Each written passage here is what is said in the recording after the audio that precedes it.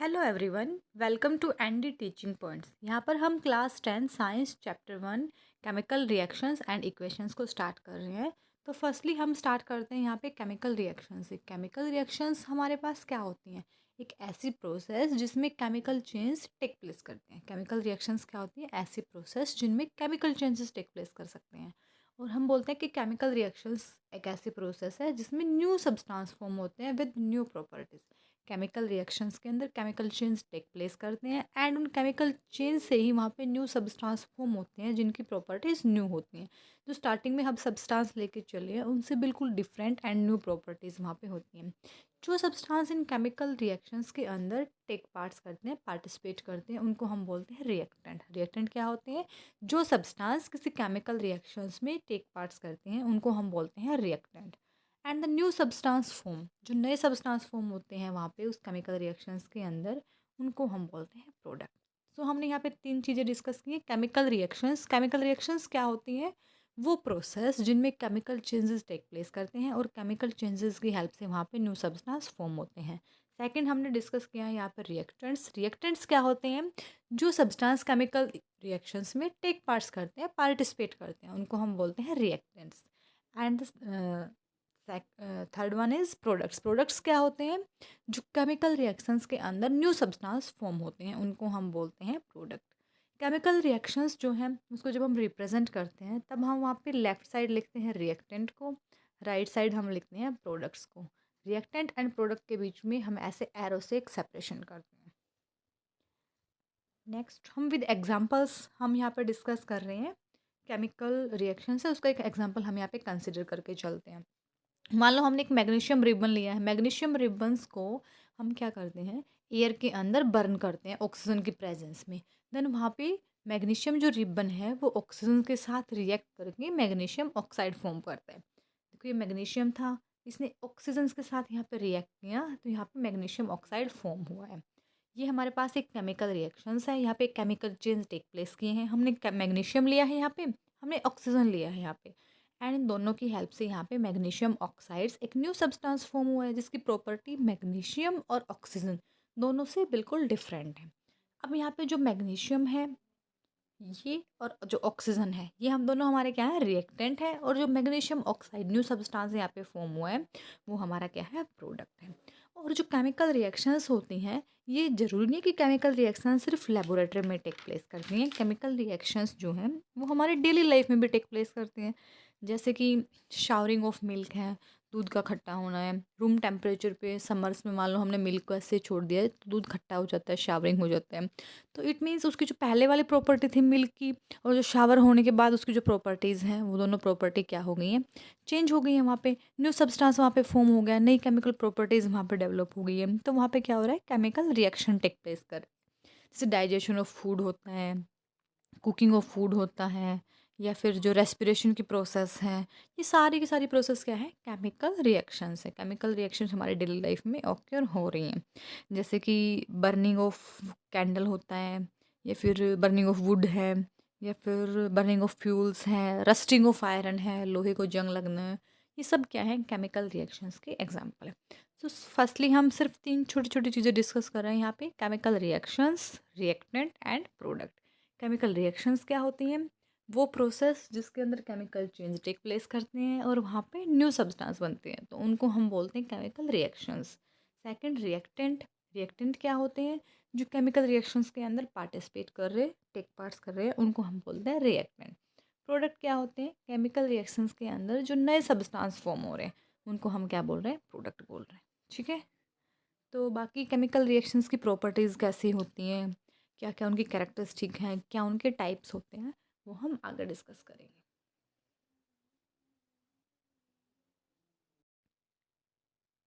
Hello everyone, welcome to ND teaching points. तो आज हम अपनी इस वीडियो में characteristic of chemical reactions discuss कर रहे हैं। यहाँ पे केमिकल रिएक्शन की कुछ इंपॉर्टेंट कैरेक्टरिस्टिक दी हुई हैं। Firstly evolution of gas, formation of precipitate, change in colour, change in state and change in temperature.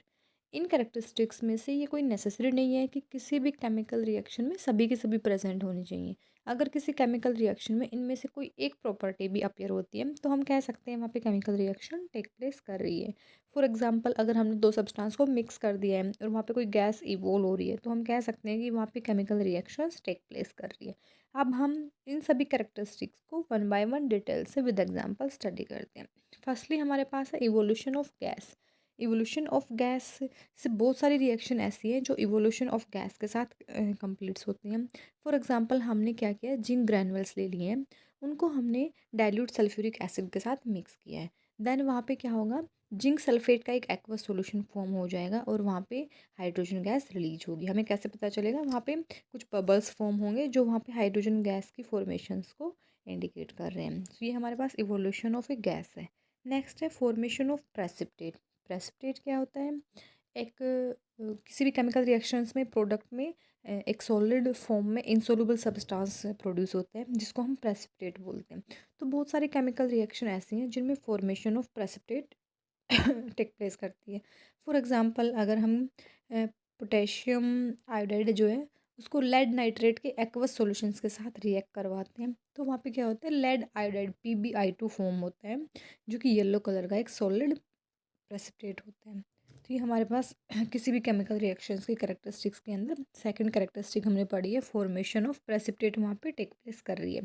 Next one है चेंज इन कलर। बहुत सारी केमिकल रिएक्शंस ऐसी हैं जिनके अंदर प्रोडक्ट फॉर्म होता है तो वहाँ पे change in colour take place करता है। फॉर एग्जांपल जैसे हमने कॉपर सल्फेट का सॉल्यूशंस लिया है, कॉपर सल्फेट का सॉल्यूशन कलर भी कैसा होता है, ब्लू होता है, और उसमें हमने कोई आयरन नील डाल दिया है या फिर आयरन हमने उसमें डाल दिया है, तो वहाँ से क्या होगा, डिस्प्लेसमेंट रिएक्शन टेक प्लेस करेगी और आयरन सल्फेट फॉर्म हो जाएगा, FeSO4 फॉर्म हो जाएगा जिसका कलर क्या है, ब्लू ग्रीन कलर है, और कॉपर वहाँ से रिलीज हो जाएगा।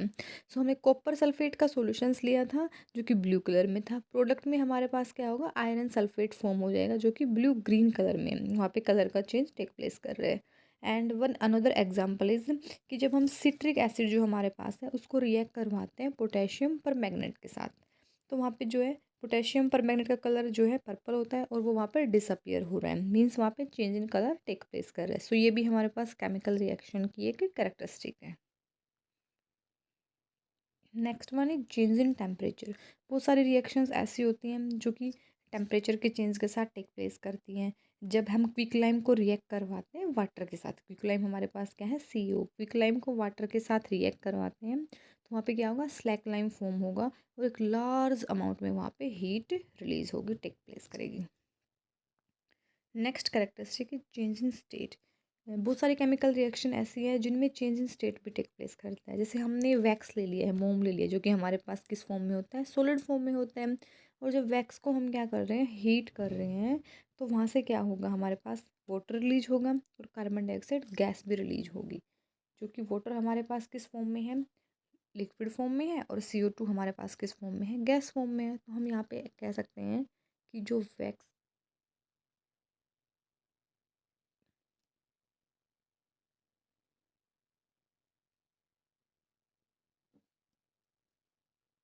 हम यहाँ पे कह सकते हैं कि हमारे पास जो वैक्स है वो सॉलिड फॉर्म में है, और जो यहाँ पे वाटर फॉर्म हुआ है वो लिक्विड में है, और जो यहाँ पे कार्बन डाइऑक्साइड फॉर्म हुई है वो हमारे पास किस फॉर्म में है, गैस फॉर्म में है। तो यहाँ पे चेंज इन स्टेट जो है वो टेक प्लेस कर रहा है। अभी हमने क्या पढ़ा है, कैरेक्टरिस्टिक ऑफ केमिकल रिएक्शंस, जो हमने 5 कैरेक्टरिस्टिक पढ़ी हैं विद एग्जांपल।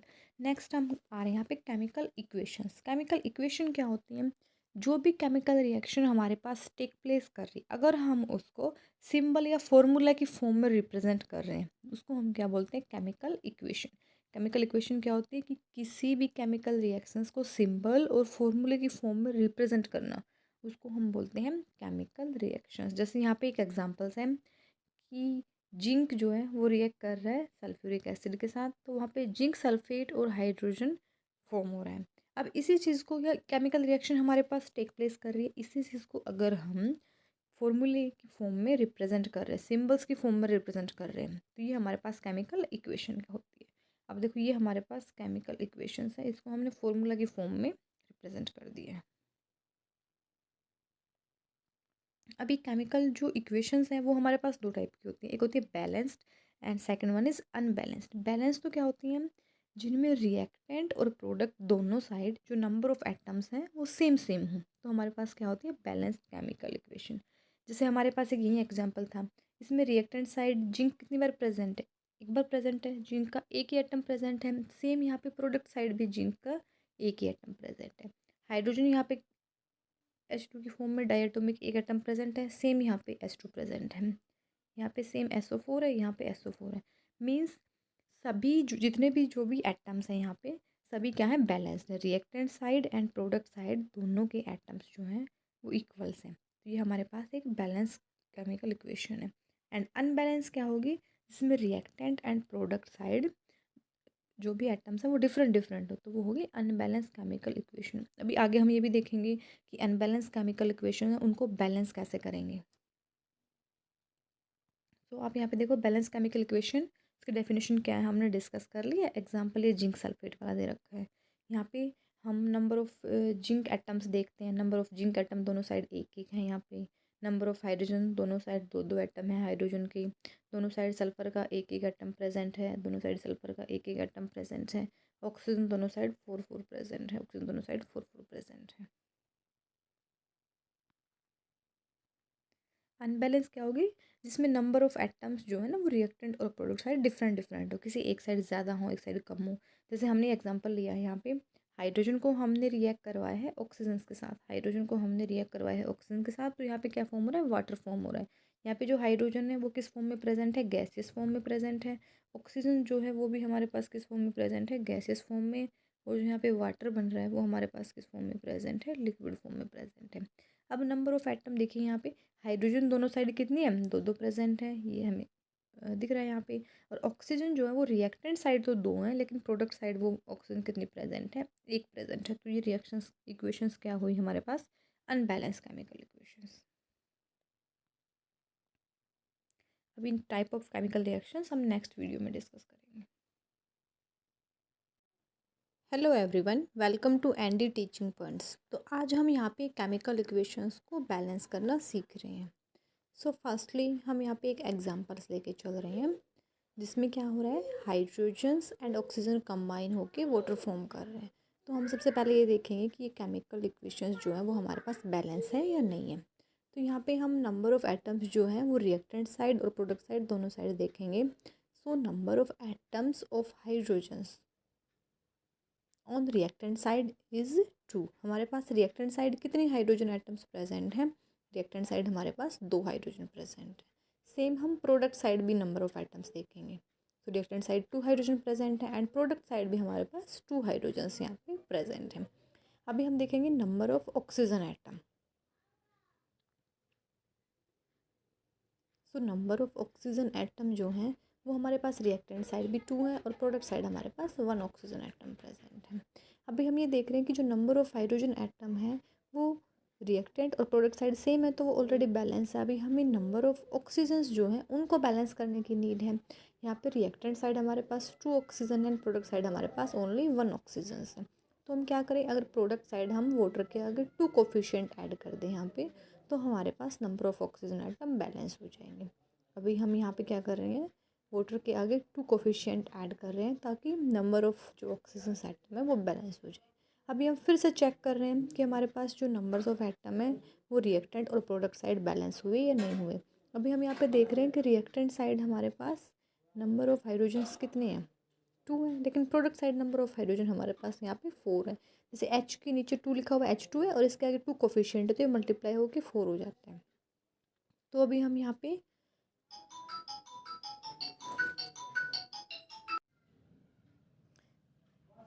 अभी हम इस यहाँ पे देख रहे हैं कि जो नंबर ऑफ़ हाइड्रोजन एटम है वो जो रिएक्टेंट साइड है वो हमारे पास कितने एटम्स प्रेजेंट है एंड प्रोडक्ट साइड हमारे पास कितने एटम प्रेजेंट हैं। रिएक्टेंट साइड हम देख रहे हैं हमारे पास 4 हाइड्रोजन एटम्स प्रेजेंट हैं एंड प्रोडक्ट साइड भी हमारे पास 4 हाइड्रोजन एटम्स यहाँ पे प्रेजेंट हैं। हमने यहाँ पे H2 के आगे कोफिशिएंट 2 ऐड कर दिया था और oxygen number of oxygen atom जो है वो रिएक्टेंट साइड 2 है एंड प्रोडक्ट साइड भी हमारे पास यहाँ पे क्या है, 2 ऑक्सीजन एटम प्रेजेंट है। अभी हम देख रहे हैं हमारी ये जो केमिकल इक्वेशन है ये वेल बैलेंस है, यहाँ पे नंबर ऑफ़ एटम दोनों साइड सेम सेम प्रेजेंट है। चलो एक और एग्जाम्पल्स लेते हैं। यहाँ पे हम क्या कर रहे हैं, मीथेन जो है उसको हम ऑक्सीजन्स के साथ रिएक्ट करवा रहे हैं। मीथेन को ऑक्सीजन से रिएक्ट करवाया तो यहाँ पे कार्बन डाइऑक्साइड फॉर्म हो रहा है और वाटर फॉर्म हो रहा है। अब इसमें हम देखते हैं कि नंबर ऑफ़ कार्बन एटम्स जो हैं वो रिएक्टेंट साइड कितने हैं। 1 कार्बन एटम हमारे पास यहाँ पे प्रेजेंट है reactant side, same product side भी हमारे पास क्या है, 1 कार्बन एटम्स प्रेजेंट है। नंबर ऑफ़ हाइड्रोजन एटम जो है वो रिएक्टेंट साइड हमारे पास 4 हाइड्रोजन एटम प्रेजेंट है और प्रोडक्ट साइड हमारे पास 2 हाइड्रोजन एटम प्रेजेंट है। Number of oxygen atom reactant side हमारे पास यहाँ पे 2 ऑक्सीजन एटम प्रेजेंट है एंड प्रोडक्ट साइड हमारे पास यहाँ पे 3 ऑक्सीजन एटम प्रेजेंट।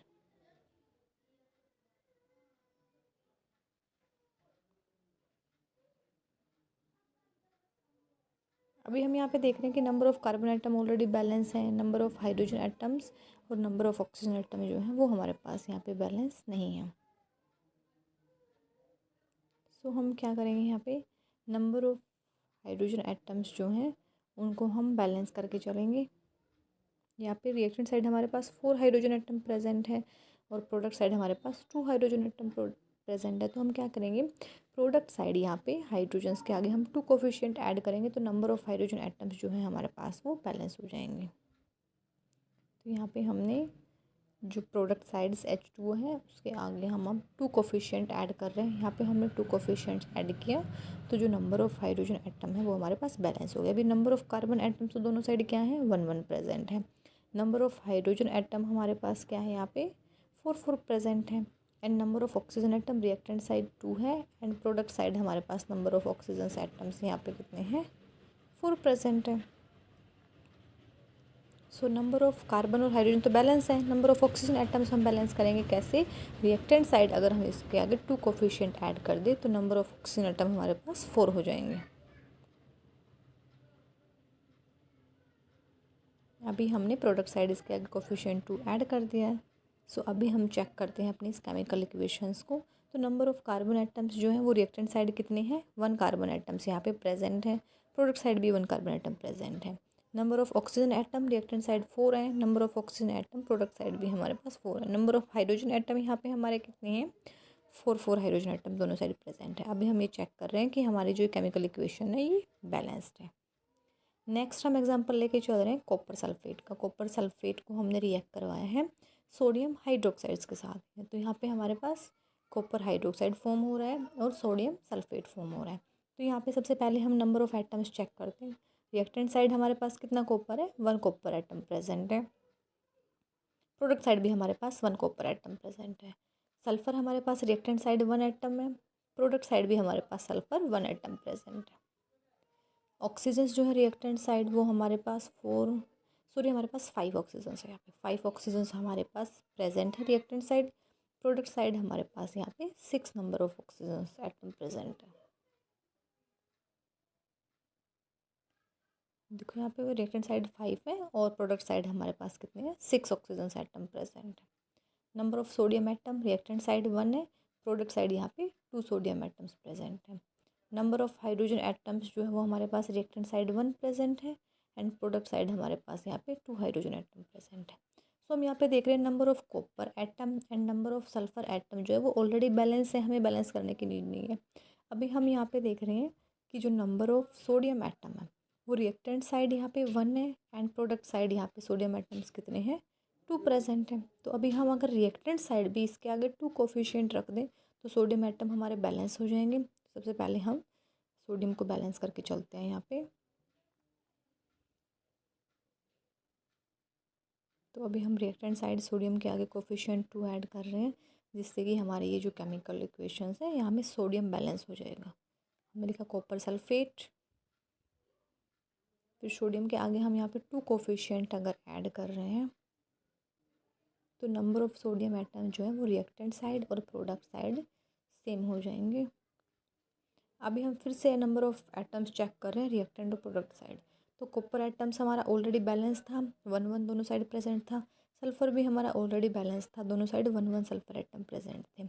अभी हम देख रहे हैं अगर ऑक्सीजन तो रिएक्टेंट साइड हमारे 6 है और प्रोडक्ट साइड भी हमारे 6 ऑक्सीजन एटम प्रेजेंट है। नंबर ऑफ़ सोडियम जो है वो रिएक्टेंट साइड 2 है एंड प्रोडक्ट साइड भी हमारे पास 2 प्रेजेंट है। नंबर ऑफ़ हाइड्रोजन एटम जो है वो रिएक्टेंट साइड हमारे पास 2 है एंड प्रोडक्ट साइड भी हमारे पास 2 है। तो हम देख रहे हैं केमिकल इक्वेशन जो है बैलेंस्ड है हमारी। नेक्स्ट चलो एक एग्जांपल और हम यहाँ पे डिस्कस कर रहे हैं। यहाँ पे हम Fe की रिएक्शंस करवा रहे हैं वाटर के साथ। H2O के साथ हम Fe की रिएक्शंस यहाँ पे करवा रहे हैं। तो यहाँ पे क्या हो रहा है, Fe3O4 फॉर्म हो रहा है और H2 गैस यहाँ पे रिलीज हो रही है। तो नंबर ऑफ Fe एटम जो है वो रिएक्टेंट साइड्स कितने हैं, 1 है, प्रोडक्ट साइड 3 है। Number of hydrogen atom reactant side 2 है एंड प्रोडक्ट साइड भी यहाँ पे 2 है। नंबर ऑफ ऑक्सीजन एटम जो है वो हमारे क्या है, 2 है, सॉरी 1 है रिएक्टेंट साइड और प्रोडक्ट साइड यहाँ पे कितने हैं, 2। प्रोडक्ट साइड यहाँ पे 4 प्रेजेंट है ऑक्सीजन। तो यहाँ पे हम सबसे पहले Fe को लेके चल रहे हैं, Fe को हम बैलेंस कर रहे हैं। रिएक्टेंट साइड हमारा 1 है, प्रोडक्ट साइड 3 है, तो 3 कोफिशिएंट रखते हैं इसके आगे हम।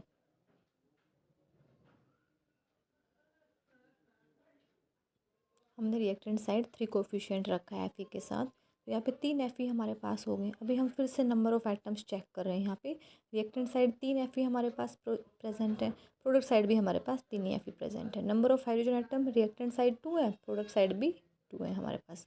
एंड ऑक्सीजन्स जो हैं वो हमारे पास रिएक्टेंट साइड 1 प्रेजेंट है एंड प्रोडक्ट साइड हमारे पास क्या है, 4 प्रेजेंट है।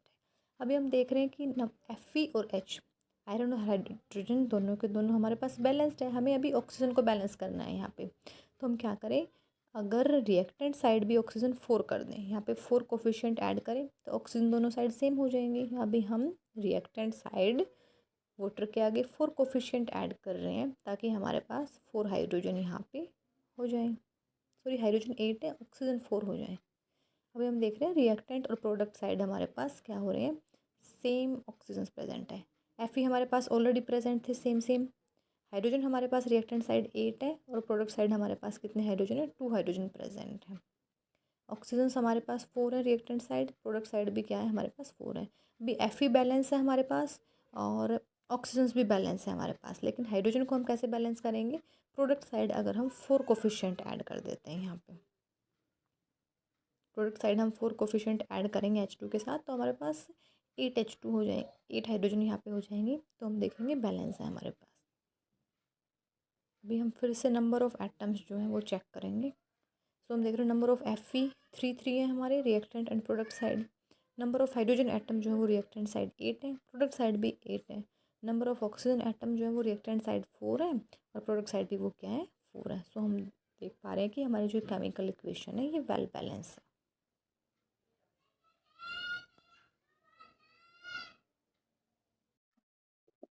Hello everyone, welcome to ND teaching points. तो आज की अपनी क्लास में हम केमिकल रिएक्शंस के टाइप हैं उनको डिस्कस कर रहे हैं। हमारे पास यहाँ पे केमिकल रिएक्शंस जो हैं वो कितने टाइप की हो रही है। हमारे पास एक कम्बिनेशन रिएक्शन है, डिकम्पोजिशन है, डिस्प्लेसमेंट है, डबल डिस्प्लेसमेंट है, ऑक्सीडेशन है, रिडक्शन है एंड एक रिडॉक्स रिएक्शन भी हमारे पास है। अभी इन सबको हम 1 बाय 1 डिटेल से स्टडी कर रहे हैं। फर्स्टली हम लेके चल रहे हैं कम्बिनेशन। लेकिन नाम से पता चल रहा है हमें कि कम्बिनेशन का मतलब क्या होता है, कंबाइन होना, जुड़ना, ऐड होना।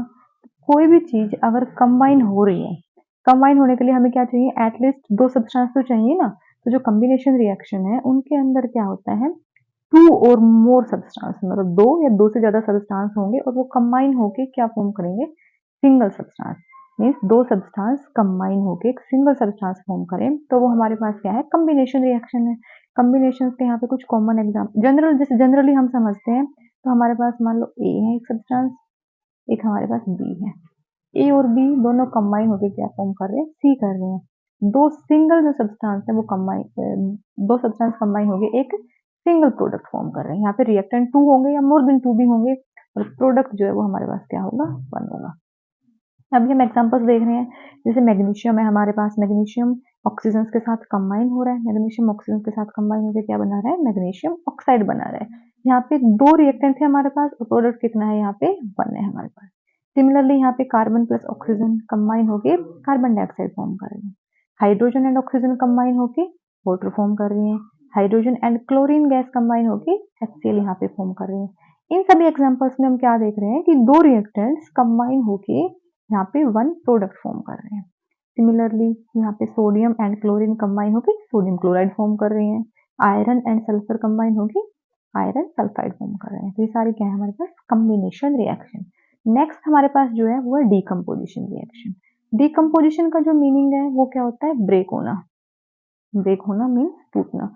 तो कम्बिनेशन में क्या था, कंबाइन हो रहे थे, डिकम्पोजिशन में क्या है हमारे पास, ब्रेक हो रहे हैं। तो डिकम्पोजिशन रिएक्शन जो है वो कम्बिनेशन रिएक्शंस की कैसी है, अपोजिट रिएक्शन है। उल्टी रिएक्शन है। वहाँ पे क्या हो रहा था, 2 रिएक्टेंट लेके चल रहे थे, प्रोडक्ट 1 फॉर्म हो रहा था। यहाँ पे हम रिएक्टेंट 1 लेके चलेंगे, एक कंपाउंड लेके चलेंगे, एक कंपाउंड जो है सिंगल वो स्प्लिट हो जाएगा 2 और मोर सिंपल सब्सटेंस में, इनको हम बोलते हैं डिकम्पोजिशन। और ये क्या होती है, अपोजिट ऑफ कॉम्बिनेशन, कॉम्बिनेशन की अपोजिट होती है।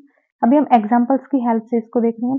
जैसे हमारे पास लाइमस्टोन है, यहाँ पे CaCO3 है, यहाँ पे कैल्शियम कार्बोनेट इसका जो केमिकल नेम है। कैल्शियम कार्बोनेट प्रोडक्ट हमारे पास यहाँ पे कितना है, एक प्रोडक्ट है। अब ये रिएक्टेंट हमारे पास कैल्शियम कार्बोनेट रिएक्टेंट है, रिएक्टेंट एक है हमारे पास, और प्रोडक्ट कितने बन रहे हैं, यहाँ पे 2 बन रहे हैं। इट मीन्स यहाँ पे डिकम्पोजिशन रिएक्शन टेक प्लेस कर रही है। सिमिलरली पोटेशियम क्लोरेट जो है, उसको जब हम हीट करते हैं तो पोटेशियम क्लोराइड में और ऑक्सीजन में वो ब्रेक हो रहा है। इट मीन्स हम जो भी एग्जांपल्स है इनमें हम ये देख रहे हैं कि सब में डिकम्पोजिशन रिएक्शन टेक प्लेस कर रही है। सभी के अंदर एक जो रिएक्टेंट है वो 2 या 2 से ज्यादा प्रोडक्ट में ब्रेक हो रहा है। यहाँ पे देखिए लेड नाइट्रेट है, हमारे पास एक रिएक्टेंट है और यहाँ पे 3 प्रोडक्ट फॉर्म कर रहा है। लेड ऑक्साइड है, नाइट्रोजन डाइऑक्साइड है एंड ऑक्सीजन है। मीन्स एक रिएक्टेंट है हमारे पास और प्रोडक्ट कितने फॉर्म हो रहे हैं, 3 हो रहे हैं इसको ब्रेक करके। तो ये कौन सी है, डिकम्पोजिशन रिएक्शन है। इसी प्रकार से NaCl जो है हमारे पास सोडियम क्लोराइड, उसमें से इलेक्ट्रिसिटी पास करेंगे तो सोडियम एंड क्लोरीन में वो ब्रेक हो जाएगा। एल्यूमिनियम ऑक्साइड्स है, तो यहाँ पे क्या हो रहा है, एल्यूमिनियम और ऑक्सीजन में ब्रेक हो रहा है। सभी में एक सिंगल रिएक्टेंट 2 और मोर देन 2 प्रोडक्ट में डिवाइड हो रहा है। तो हमने 2 रिएक्शन पढ़ी है, कॉम्बिनेशन एंड डीकम्पोजिशन। दोनों के दोनों क्या है, एक दूसरे की अपोजिट है। कॉम्बिनेशन में क्या होता है, 2 या 2 से ज्यादा सब्सटेंस कंबाइन होकर एक सिंगल प्रोडक्ट बनाते हैं, और डीकम्पोजिशन में क्या होता है, एक सिंगल रिएक्टेंट 2 या 2 से ज्यादा प्रोडक्ट में ब्रेक होता है। ठीक है, अभी हमारे पास जो डिकम्पोजिशन रिएक्शन है उसके टाइप्स भी होते हैं, 3 टाइप्स, उनको हम डिस्कस करेंगे। देखिए हम अभी है ना डिकम्पोजिशन रिएक्शंस के टाइप यहाँ पे डिस्कस कर रहे हैं। तो हमारे पास डिकम्पोजिशन रिएक्शन में एक होता है थर्मल डिकम्पोजिशन। थर्मल का मीनिंग क्या होता है, थर्मल का मीनिंग होता है हीट। तो जो थर्मल डिकम्पोजिशन रिएक्शन है वो कौन सी रिएक्शन होती है, वो डिकम्पोजिशन रिएक्शन जो हीट की वजह से होती है। अगर एक हमारे पास कोई रिएक्टेंट है उसको हम हीट दे रहे हैं तो वो ब्रेक हो रहा है वहां पे 2 या 2 से ज्यादा प्रोडक्ट्स के अंदर। तो जो डिकम्पोजिशन रिएक्शन हीट की हेल्प से टेक प्लेस करें उसको हम बोलते हैं थर्मल डिकम्पोजिशन रिएक्शन। और जो भी रिएक्शन की कंडीशंस होती है ना उनको हम यहाँ पे एरो के ऊपर मेंशन कर देते हैं, वहाँ पे हीट है या फिर वहाँ पे एनर्जी दी है हमने, सनलाइट दी है, जो भी कंडीशंस है वो हम एरो के ऊपर ऐसे शो करते हैं। तो थर्मल डिकम्पोजिशन का हम एग्जांपल लेके चल रहे हैं। यहाँ पे हमारे पास है कैल्शियम कार्बोनेट CaCO3, जिसको हम लाइमस्टोन भी बोलते हैं। उसको अगर हीट करते हैं तो CO quick line and carbon dioxide की गैस हमारे पास फॉर्म हो रही है। और जो थर्मल डिकम्पोजिशन रिएक्शन है इसमें जो क्विक लाइन फॉर्म हो रहा है, CaO फॉर्म हो रहा है, इसका यूज किसमें होता है, सीमेंट मैन्युफैक्चरिंग में ये यूज में आता है। सेकेंड हमारे पास है इलेक्ट्रिक डिकम्पोजिशन। इलेक्ट्रिक नेम से पता चल रहा है ना, इलेक्ट्रिसिटी की हेल्प से जहाँ पे डिकम्पोजिशन हो तो वो रिएक्शन डिकम्पोजिशन की जो इलेक्ट्रिसिटी की हेल्प से होती है, उनमें से हम इलेक्ट्रिसिटी अप्लाई करें तब डिकम्पोजिशन टेक प्लेस करते हैं। ऐसी रिएक्शन को हम बोलते हैं इलेक्ट्रिक डिकम्पोजिशन रिएक्शन, या फिर इनको हम इलेक्ट्रोलाइसिस रिएक्शन भी बोलते हैं। जैसे हमने क्या किया है, यहाँ पर वाटर लिया है, वाटर में से हमने इलेक्ट्रिसिटी को पास किया है, तो यहाँ पे क्या हो रहा है, हाइड्रोजन एंड ऑक्सीजन जो है वो फॉर्म हो रहे हैं। एक हमारी सिल्वर क्लोराइड की रिएक्शन भी होती है, जो NaCl है हमारा, उसको भी जब हम हीट करते हैं तो वहां से सोडियम एंड क्लोरीन जो है वो फॉर्म होता है, Na+Cl2 जो है हमारे पास फॉर्म होता है, वो भी इलेक्ट्रिक डिकम्पोजिशन रिएक्शन का एग्जाम्पल है। थर्ड है हमारे पास फोटो डिकम्पोजिशन। फोटो का मीनिंग क्या होता है, लाइट। तो जो डिकम्पोजिशन रिएक्शन सनलाइट की प्रेजेंस में होते हैं उनको हम बोलते हैं फोटो डिकम्पोजिशन रिएक्शन। यहाँ पे एक कॉमन एग्जाम्पल हमारे पास ये वाला है, सिल्वर ब्रोमाइड हम लेके चलते हैं, या फिर सिल्वर क्लोराइड भी हम ले सकते हैं, और सनलाइट जब हम उसमें से पास करेंगे तो वहाँ पे सिल्वर एंड ब्रोमीन फॉर्म हो जाएंगे। अगर सिल्वर क्लोराइड ले रहे हैं तो वहाँ पे सिल्वर एंड क्लोरीन फॉर्म हो जाएंगे। और जो ये वाली रिएक्शन है ना सिल्वर हैलाइड्स की, मीन्स ब्रोमीन और क्लोरीन की जो रिएक्शन है सिल्वर हैलाइड्स की, वो रिएक्शन हमारी ब्लैक एंड व्हाइट फोटोग्राफी में यूज होती है। यहाँ पे हमने क्या पढ़ा है कि जो डिकम्पोजिशन रिएक्शन है उनके 3 टाइप्स है हमारे पास, thermal decomposition, electric decomposition and photo decomposition. Thermal decomposition reactions कौन सी होती हैं, जो हीट की हेल्प से टेक प्लेस करें। इलेक्ट्रिक डिकम्पोजिशन कौन सी होती है, रिएक्शंस जो इलेक्ट्रिसिटी की हेल्प से टेक प्लेस करें। और फोटो डिकम्पोजिशन कौन सी होती है, जो सनलाइट की प्रेजेंस में टेक प्लेस करें। तो यहाँ पे हमने कॉम्बिनेशन एंड डिकम्पोजिशन 2 रिएक्शंस यहाँ पे हमने पढ़ी है डिकम्पोजिशन के टाइप भी हमने यहाँ पे देखे। नेक्स्ट में हम डिस्प्लेसमेंट, डबल डिस्प्लेसमेंट ये डिस्कस करेंगे। Hello everyone, welcome to ND teaching points. तो आज हम अपनी क्लास में डिस्कस कर रहे हैं डिस्प्लेसमेंट रिएक्शंस को। डिस्प्लेसमेंट रिएक्शंस हमारे पास क्या होते हैं? डिस्प्लेस का मतलब होता है उसको किसी को हटाना, जगह पर से डिस्प्लेस कर देना, मतलब जो कोई भी पुराना सब्सटेंस है वो जाके वहाँ पे कोई न्यू सब्सटेंस आ जाना, वो होता है हमारे पास डिस्प्लेसमेंट। तो जो डिस्प्लेसमेंट रिएक्शन होते हैं उनमें क्या होता है, one element take the place of another element in a compound. एक कंपाउंड में जो एक एलिमेंट है ना वो दूसरे की जगह ले लेता है, तो उसको हम बोलते हैं डिस्प्लेसमेंट रिएक्शन। और कैसे ले लेते हैं? मीन्स रिएक्टेंट साइड हमारे पास जो भी एलिमेंट्स प्रेजेंट हैं उसमें से जो लेस रिएक्टिव एलिमेंट है ना वो अपनी जगह से डिस्प्लेस हो जाएगा, और जो मोर रिएक्टिव, ज्यादा रिएक्टिव है, वो उसको डिस्प्लेस कर देगा। तो हम बोल सकते हैं the reaction in which more reactive element displace A less reactive element, जिसमें एक ज्यादा reactive element less reactive element को डिस्प्लेस कर दे, उनको हम बोलते हैं डिस्प्लेसमेंट रिएक्शन। डिस्प्लेसमेंट हमारे पास टू टाइप की होती है, एक होती है सिंगल डिस्प्लेसमेंट, एक होती है डबल डिस्प्लेसमेंट। सिंगल में क्या होता है, जहाँ पे सिर्फ एक जो एलिमेंट है ना वो रिएक्ट करता है कंपाउंड के साथ, मतलब सिर्फ एक की पोजीशन डिस्प्लेस होती है। जैसे एग्जांपल्स देखते हैं हम यहाँ पे, हमारे पास कॉपर सल्फेट है और यहाँ पे क्या है, मैग्नीशियम है रिएक्टेंट साइड। तो जो मैग्नीशियम है वो कॉपर के कंपैरिजन में क्या है, ज्यादा रिएक्टिव है। तो मैग्नीशियम कॉपर सल्फेट के ऊपर अटैक करता है, यहाँ से क्या होगा, कॉपर रिमूव हो जाएगा। कॉपर रिमूव हो जाएगा जब यहाँ से, तो हमारे पास क्या फॉर्म होगा, मैग्नीशियम सल्फेट फॉर्म होगा और कॉपर यहाँ पे रिलीज हो जाएगा। तो इट मीन्स यहाँ पे क्या हो रहा है, डिस्प्लेसमेंट रिएक्शन टेक प्लेस कर दिया। ज्यादा रिएक्टिव मैग्नीशियम था, उसने कॉपर सल्फेट से कॉपर को डिस्प्लेस कर दिया। सिमिलरली और एग्जांपल है हमारे पास यहाँ पे, ये कॉपर क्लोराइड है, इसको हमने लेड के साथ रिएक्ट किया, तो लेड ज्यादा रिएक्टिव है कॉपर के कंपैरिजन में, तो लेड यहाँ पे अगर अटैक कर रहे हैं तो कॉपर को यहाँ से ब्रेक कर दे रहे हैं, यहाँ पे लेड क्लोराइड फॉर्म हो गया, कॉपर यहाँ से रिलीज हो गया।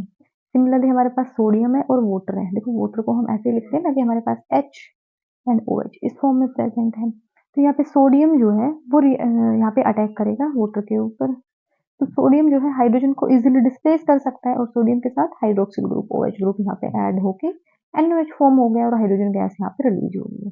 सिमिलरली क्लोरीन जो है वो रिएक्ट करता है पोटेशियम आयोडाइड के साथ। क्लोरीन हमारे पास हैलोजन है, आयोडीन भी हैलोजन है, और ये हमें पता है कि क्लोरीन जो है वो ज्यादा रिएक्टिव है आयोडीन से। तो यहाँ पे पोटेशियम आयोडाइड ब्रेक हो जाएगा और पोटेशियम क्लोराइड फॉर्म हो जाएगा, आयोडीन को यहाँ से डिस्प्लेस कर दिया गया। ये सभी हमारे पास क्या है, डिस्प्लेसमेंट रिएक्शंस के एग्जांपल, और ये सारी की सारी क्या है, सिंगल डिस्प्लेसमेंट रिएक्शन। अभी आगे हम पढ़े डबल डिस्प्लेसमेंट रिएक्शन। देखो सिंगल में क्या हो रहा है, सिर्फ एक जो एटम है किसी एलिमेंट का वो डिस्प्लेस हो रहा है, और डबल डिस्प्लेसमेंट में क्या होगा, इस रिएक्शन के अंदर exchange of ion take place करेगा। वो रिएक्शन जिसमें दो डिफरेंट आयंस या ग्रुप ऑफ एटम जो है वो डिस्प्लेस होंगे। The reaction in which two compound react, दो कंपाउंड रिएक्ट करेंगे, उनमें क्या होगा, exchange of ion take place करेगा, और क्या होंगे, दो नए कंपाउंड फॉर्म होंगे, उनको हम बोलते हैं डिस्प्लेसमेंट रिएक्शन। एग्जांपल्स जैसे हम देख रहे हैं यहाँ पे, सिल्वर नाइट्रेट था, यहाँ पे सिल्वर नाइट्रेट और सोडियम क्लोराइड, दो डिफरेंट डिफरेंट कंपाउंड है हमारे पास यहाँ पे, इनके आयंस का यहाँ पे क्या हो रहा है, एक्सचेंज हो रहा है। सिल्वर जो है वो क्लोरीन के साथ यहाँ पे कंबाइन हो रहा है, सोडियम जो है वो नाइट्रेट के साथ रिएक्ट कर रहा है, तो सिल्वर क्लोराइड एंड सोडियम जो है नाइट्रेट वो फॉर्म हो रहा है। तो यहाँ पे दो डिफरेंट कंपाउंड थे, उनके बीच में आयंस का एक्सचेंज हुआ तो दो न्यू कंपाउंड फॉर्म हो गए। सिमिलरली ये है बैरियम क्लोराइड है, इसने क्या किया, Na2SO4 सोडियम सल्फेट के साथ रिएक्ट किया यहाँ पे, तो बैरियम के साथ तो यहाँ पे SO4 अटैच होके बैरियम सल्फेट फॉर्म हो रहा है, एंड सोडियम के साथ क्लोरीन अटैच हो रहा है यहाँ पे, तो क्या फॉर्म हो रहा है, सोडियम क्लोराइड फॉर्म हो रहा है। नेक्स्ट हम कॉपर सल्फेट लेके चल रहे हैं। कॉपर सल्फेट को हम रिएक्ट करवा रहे हैं हाइड्रोजन सल्फाइड के साथ। इस केस में भी ऐसा ही होगा, हमारे पास जो कॉपर है वो सल्फर के साथ कंबाइन होकर कॉपर सल्फाइड बना लेगा, एंड जो हाइड्रोजन थी वो SO4 सल्फेट आयन के साथ रिएक्ट होकर क्या बना लेगी, सल्फ्यूरिक एसिड H2SO4 हमारे पास फॉर्म कर लेगी। तो हमने displacement reaction and double displacement reaction पढ़ी है। डिस्प्लेसमेंट में क्या होता है, जिसमें एक ज्यादा रिएक्टिव एलिमेंट है वो लेस रिएक्टिव एलिमेंट को क्या कर देगा, डिस्प्लेस कर देगा उसकी जगह से। डबल में क्या होता है, वहां पे दो कंपाउंड्स के बीच में आयंस का एक्सचेंज टेक प्लेस करता है और टू न्यू कंपाउंड्स वहां पे फॉर्म हो रहे हैं। नेक्स्ट हमारे पास रिएक्शन है ऑक्सीडेशन एंड रिडक्शन। तो देखो ऑक्सीडेशन, ऑक्सीडेशन रिएक्शन क्या होता है, जिस रिएक्शन के अंदर ऑक्सीजन का एडिशन हो उसको हम बोलते हैं ऑक्सीडेशन रिएक्शन, या फिर उसके अंदर क्या हो, रिमूवल ऑफ हाइड्रोजन, या तो रिमूवल ऑफ हाइड्रोजन हो या फिर एडिशन ऑफ ऑक्सीजन हो, दोनों में से कौन सी भी एक कंडीशन प्रेजेंट है तो उसको हम बोलते हैं ऑक्सीडेशन रिएक्शन। और ये कोई नेसेसरी नहीं कि दोनों ही प्रेजेंट है, अभी देखो यहाँ से एक टर्म हमारे पास और आएगी, ऑक्सीडाइजिंग एजेंट। देखो ऑक्सीडेशन रिएक्शन है, इसके नाम से पता चल रहा है ऑक्सीडेशन में क्या होगा, ऑक्सीजन का ऐड। आप सिर्फ इतना याद कर लो, ऑक्सीडेशन में क्या होता है, ऑक्सीजन का एडिशन होता है। एडिशन ऑक्सीजन का हो रहा है तो रिमूवल किसका होगा, रिमूवल हाइड्रोजन का हो रहा है। और ऑक्सीजन का एडिशन अगर हम कर रहे हैं तो कोई ऐसा सबस्टांस भी होगा जो एडिशन के लिए ऑक्सीजन प्रोवाइड कर रहे हैं। तो जो ऑक्सीजन प्रोवाइड करता है उसको हम बोलते हैं ऑक्सीडाइजिंग एजेंट। आगे हमारी डेफिनेशन भी आएगी। सिमिलरली, या फिर जो सब्सटेंस हाइड्रोजन को रिमूव करने में जो हेल्प करवा रहे हैं उसको हम बोलते हैं ऑक्सीडाइजिंग एजेंट। तो ऑक्सीडेशन की भी हमारे पास दो कंडीशन है, या तो एडिशन ऑफ ऑक्सीजन होना चाहिए या फिर रिमूवल ऑफ हाइड्रोजन होना चाहिए। अभी एग्जांपल्स, सॉरी, ऑक्सीडाइजिंग एजेंट अगर हम ले रहे हैं तो ऑक्सीडाइजिंग एजेंट या तो जो ऑक्सीडेशन के लिए ऑक्सीजन अवेलेबल करवाए या फिर जो हाइड्रोजन के रिमूवल में हेल्प करवाए, तो उसको हम बोलते हैं ऑक्सीडाइजिंग एजेंट।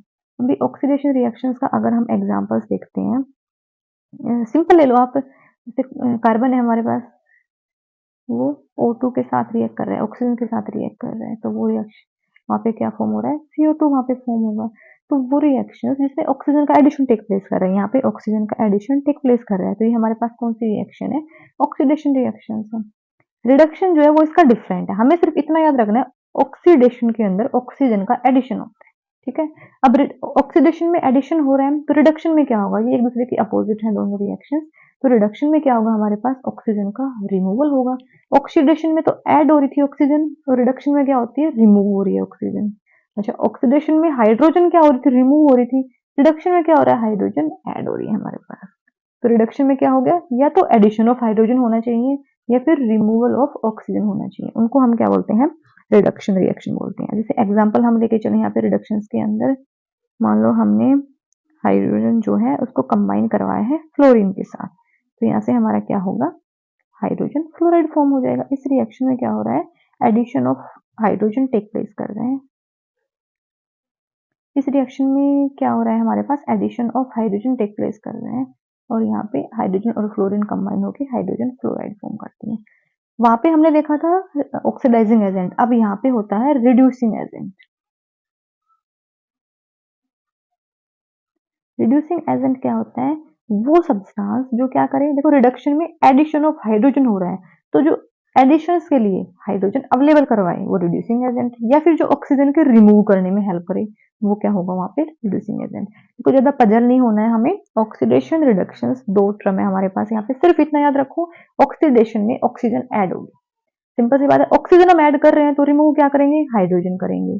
सिमिलरली रिडक्शन में वहां पे हमने ऑक्सीजन ऐड किया तो यहाँ पे ऑक्सीजन को रिमूव करेंगे, ऑक्सीजन रिमूव कर रहे हैं तो ऐड हम यहाँ पे हाइड्रोजन करेंगे, दोनों एक दूसरे की अपोजिट है। यहाँ पे देखो डेफिनेशन में पहले बताई थी मैंने आपको कि ऑक्सीडाइजिंग एजेंट हमारे पास, ऑक्सीडाइजिंग एजेंट क्या होंगे, जो सब्सटेंस क्या करेंगे, विच गिव ऑक्सीजन, जो ऑक्सीजन देते हैं ऑक्सीडेशन के लिए, या फिर विच रिमूव हाइड्रोजन, या जो हाइड्रोजन को रिमूव कर दे, उनको हम बोलते हैं ऑक्सीडाइजिंग एजेंट। सिमिलरली यहाँ पे रिड्यूसिंग एजेंट, रिड्यूसिंग एजेंट में क्या हो जाएगा, सब्सटेंस विच गिव हाइड्रोजन, यहाँ पे हाइड्रोजन आएगा, ये मिसप्रिंट हो रहा है। The substance which give hydrogen, जो सब्सटेंस हाइड्रोजन देते हैं किसके लिए, रिडक्शन के लिए, तो उनको हम रिड्यूसिंग एजेंट बोलते हैं। या फिर जो क्या करे, ऑक्सीजन को रिमूव करने में हेल्प करें, वो होंगे रिड्यूसिंग एजेंट। चार डेफिनेशन है, oxidation, reduction, oxidizing agent, reducing agent. बिल्कुल सिंपल है, कोई पजल नहीं होना है, सिर्फ इतना याद रखना, ऑक्सीडेशन में ऑक्सीजन ऐड होगी, बाकी हम अपने आप से कर सकते हैं। अभी हमारे पास एक और रिएक्शंस होती हैं जिनको हम बोलते हैं रिडॉक्स रिएक्शन। कौन सी है, रिडॉक्स रिएक्शन। देखो नाम से पता चल रहा है, रिडॉक्स रिएक्शन में एक तो red, it means reduction and it means oxidation. नाम में दोनों रिएक्शन है, रिडक्शन भी ऑक्सीडेशन भी, उनके नाम से पता चल रहा है। तो रिडॉक्स रिएक्शन कौन सी होंगी, वो रिएक्शन जिनके अंदर ऑक्सीडेशन और रिडक्शन दोनों के दोनों एक साथ हो रहे हैं, तो उनको हम बोलते हैं रिडॉक्स रिएक्शन, जिनमें दोनों एक साथ हो रही हैं। एग्जाम्पल की हेल्प से देखें हम इस रिएक्शंस को। देखो ये एक एग्जाम्पल लिया है, यहाँ पे कॉपर ऑक्साइड लिया, यहाँ पे कॉपर ऑक्साइड को कंबाइन किया है हाइड्रोजन के साथ, तो यहाँ पे कॉपर प्लस वाटर यहाँ पे फॉर्म हो रहा है। अब हम ये देखेंगे कि इस रिएक्शंस के अंदर दोनों कैसे हो रही है। यहाँ पे क्या था, CuO कॉपर ऑक्साइड, और यहाँ पे सिर्फ कॉपर है, मीन्स क्या हुआ, रिएक्टेंट से प्रोडक्ट साइड जब हम गए तो यहाँ पे ऑक्सीजन का रिमूवल हो गया। ऑक्सीजन का रिमूवल क्या होता है, रिडक्शन होता है। सिमिलरली यहाँ पे H2 था और यहाँ पे क्या फॉर्म हो गया, H2O, यहाँ पे ऑक्सीजन इसके साथ में ऐड हो गया, जो एडिशन ऑफ ऑक्सीजन हो रहा है, तो यहाँ पे क्या हो गया, ऑक्सीडेशन। एक ही रिएक्शन के अंदर क्या हो रहा है, ऑक्सीडेशन भी हो रहा है एंड रिडक्शन भी हो रहा है। तो इस टाइप की जो रिएक्शन है उनको हम बोलते हैं रिडॉक्स रिएक्शन। आगे हमारे पास क्या होंगे, जो ऑक्सीडेशन रिएक्शन है उसके हमारी जनरल लाइफ में भी, एवरीडे लाइफ में कुछ कॉमन एप्लीकेशन है या कुछ कॉमन वहाँ पे उसके इफेक्ट है, वो हम स्टडी करेंगे नेक्स्ट वीडियो में। Hello everyone, welcome to ND teaching point. तो आज की क्लास में हम पढ़ेंगे कि जो ऑक्सीडेशन प्रोसेस होती है उसका हमारे डेली लाइफ में क्या क्या यूजेस हैं। सबसे पहले उसके दो जो मेन इफेक्ट है वो हम पढ़ रहे हैं, एक है कोरिजन, एक है रेंसिडिटी। सो हम कोरिजन को यहाँ पे डिस्कस कर रहे हैं। कोरिजन क्या होता है, वो प्रोसेस है जिसमें मेटल्स का जो सरफेस होता है वो एयर एंड मॉइस्चर के इफेक्ट के कारण वहाँ पे केमिकल रिएक्शन टेक प्लेस करती है और वो वीक हो जाता है। Corrosion is a process in which metal are eaten up gradually by the action of air, moisture or a chemical on the surface। कि जो मेटल के सरफेस है ना उसके ऊपर या तो एयर का कोई एक्शन हो या मॉइस्चर हो या फिर कोई भी एसिड्स वगैरह कोई केमिकल हो, उसकी वजह से वहां पे केमिकल रिएक्शन टेक प्लेस करे, उसका ऑक्सीडेशन वहां पे टेक प्लेस करे। जो मेटल का सरफेस है वो ग्रेजुअली ईटन अप हो रहा है, फिनिश हो रहा है वो। एंड रस्टिंग ऑफ आयरन जो है वो इसका एक कॉमन एग्जाम्पल है। रस्टिंग ऑफ आयरन जो है वो हमारा क्या है, कॉमन एग्जांपल है कोरिजन का। और जो रस्टिंग ऑफ आयरन है वो कैसे टेक प्लेस करता है, इसके अंदर जो हमारा आयरन है वो रिएक्ट करता है ऑक्सीजन के साथ और यहाँ पे मॉइस्चर भी प्रेजेंट है। सो वहाँ पे क्या फॉर्म हो रहा है, हाइड्रेटेड आयरन ऑक्साइड फॉर्म हो रहा है। ये हमारा जो है Fe2O3.XH2, ये हमारा रस्टिंग ऑफ आयरन का जो है फॉर्मूला, रस्ट का फॉर्मूला है। रस्टिंग ऑफ आयरन जो है वो कौन सी रिएक्शन है, वो एक रिडॉक्स रिएक्शन है। उसके अंदर क्या होता है, जो मेटल्स है उसका अनवांटेड ऑक्सीडेशन टेक प्लेस करता है और ये प्रोसेस जो है नेचर में अपने आप टेक प्लेस करती रहती है। कोरिजन्स की वजह से क्या होता है, जो आयरन है या फिर स्टील के जो ऑब्जेक्ट हैं, जैसे रेलिंग्स होती है हमारे पास, कार बॉडीज होती हैं, कुछ ब्रिज वगैरह होते हैं जो मेटल से फॉर्म होते हैं, शिप वगैरह होते हैं, उनकी जो लाइफ है ना वो शॉर्ट होती है क्योंकि वहां पे उनका कोरिजन टेक प्लेस हो रहा है, मेटल का जो सरफेस है वो वीक हो रहा है वहां पे। अभी हम डिस्कस करेंगे मेथड टू प्रिवेंट कोरिजन की कोरिजन को हम कैसे रोक सकते हैं, कैसे प्रिवेंट कर सकते हैं, क्या क्या मेथड है। फर्स्ट है हमारे पास पेंटिंग, कि हम जो है ना मेटल का जो सरफेस है उसकी आउटर लेयर पे क्या करें, पेंट कर दें। पेंट की वजह से वहां पे एक प्रोटेक्टिव लेयर फॉर्म हो जाएगी पेंट की और वहां पे ऑक्सीडेशन इतना इजीली टेक प्लेस नहीं करेगा। सेकंड हम कर रहे हैं ऑयल एंड ग्रीसिंग की, मेटल के सरफेस पे या तो हम ऑयल लगा दें या ग्रीस लगा दें, उससे जो मेटल का सरफेस है वो डायरेक्ट एयर के कांटेक्ट में नहीं आएगा और वहां पे इजीली जो है वो कोरिजन की प्रोसेस टेक प्लेस नहीं करेगी। नेक्स्ट है हमारे पास प्लास्टिक कोटिंग, कि मेटल के सरफेस पे हम प्लास्टिक की कोटिंग लगा दें, उससे भी जो एयर है और मेटल का सरफेस है उसके बीच में एक बैरियर लग जाएगा तो वहां पे डायरेक्ट रिएक्शन टेक प्लेस नहीं होगी। या फिर हम उसके ऊपर क्रोमियम की प्लेटिंग कर दें, क्रोमियम जो मेटल्स है उसके ऊपर से उसकी एक लेयर फॉर्म कर दें, या फिर हम गैल्वेनाइजेशन कर दें। गैल्वेनाइजेशन क्या होता है, अगर हम जिंक की प्लेटिंग कर देते हैं तो उसको हम बोलते हैं गैल्वेनाइजेशन। इस जो गैल्वेनाइजेशन मेथड है उसमें हम क्या करते हैं, जो भी आयरन या स्टील के जो ऑब्जेक्ट होते हैं उनके सरफेस के ऊपर हम एक कोटिंग करते हैं मोर रिएक्टिव की, जिंक की, जैसे हम यहाँ पे कर रहे हैं। तो वहां पे क्या हो, रस्टिंग से वो उसको प्रोटेक्ट कर सकते हैं। या फिर हम अलोइंग कर दें, अलोइंग में क्या करते हैं, जैसे किसी इस अलोइंग वाले मेथड से हम मेटल की प्रॉपर्टीज को चेंज करते हैं, वहां पे उसे दूसरी मेटल के साथ किसी प्रोपोर्शन में हम मिक्स कर देते हैं तो उसकी प्रॉपर्टी जो है वो चेंज हो जाती है और वहां पे रस्टिंग जो है वो पहले के कंपैरिजन में कम चांसेस होते हैं कोरिजन के। हमने कहा है कि हम आज डिस्कस कर रहे हैं कि ऑक्सीडेशन के हमारे डेली लाइफ में क्या क्या इफेक्ट है। एक इफेक्ट है हमारा रस्टिंग का या कोरिजन का और सेकंड इफेक्ट जो है हमारा वो है रेंसिडिटी का। रेंसिडिटी क्या होती है कि ऑफनली हम कॉमनली जो देखते हैं कि जो ऑयल और फैट वाले फूड आइटम्स होते हैं, जब उनको हम एक लॉन्ग टाइम के लिए रखते हैं तो उनकी जो टेस्ट है और उनकी जो स्मेल है वो चेंज हो जाती है। क्यों होती है, क्योंकि जो ऑयल और फूड वाले फैट आइटम होते हैं उनके अंदर ऑक्सीडेशन टेक प्लेस करते हैं, वो एक टाइम के साथ जो है उनके अंदर ऑक्सीडेशन रिएक्शन टेक प्लेस करती है और वो ऑक्सीडाइज हो जाते हैं और इस वजह से जो फूड आइटम्स है वो वोलेटाइल भी हो जाते हैं, सॉफ्ट हो जाते हैं, उनके अंदर एक बैड स्मेल आती है और इसके कारण जो फूड आइटम्स का टेस्ट है ना वो भी चेंज हो जाता है।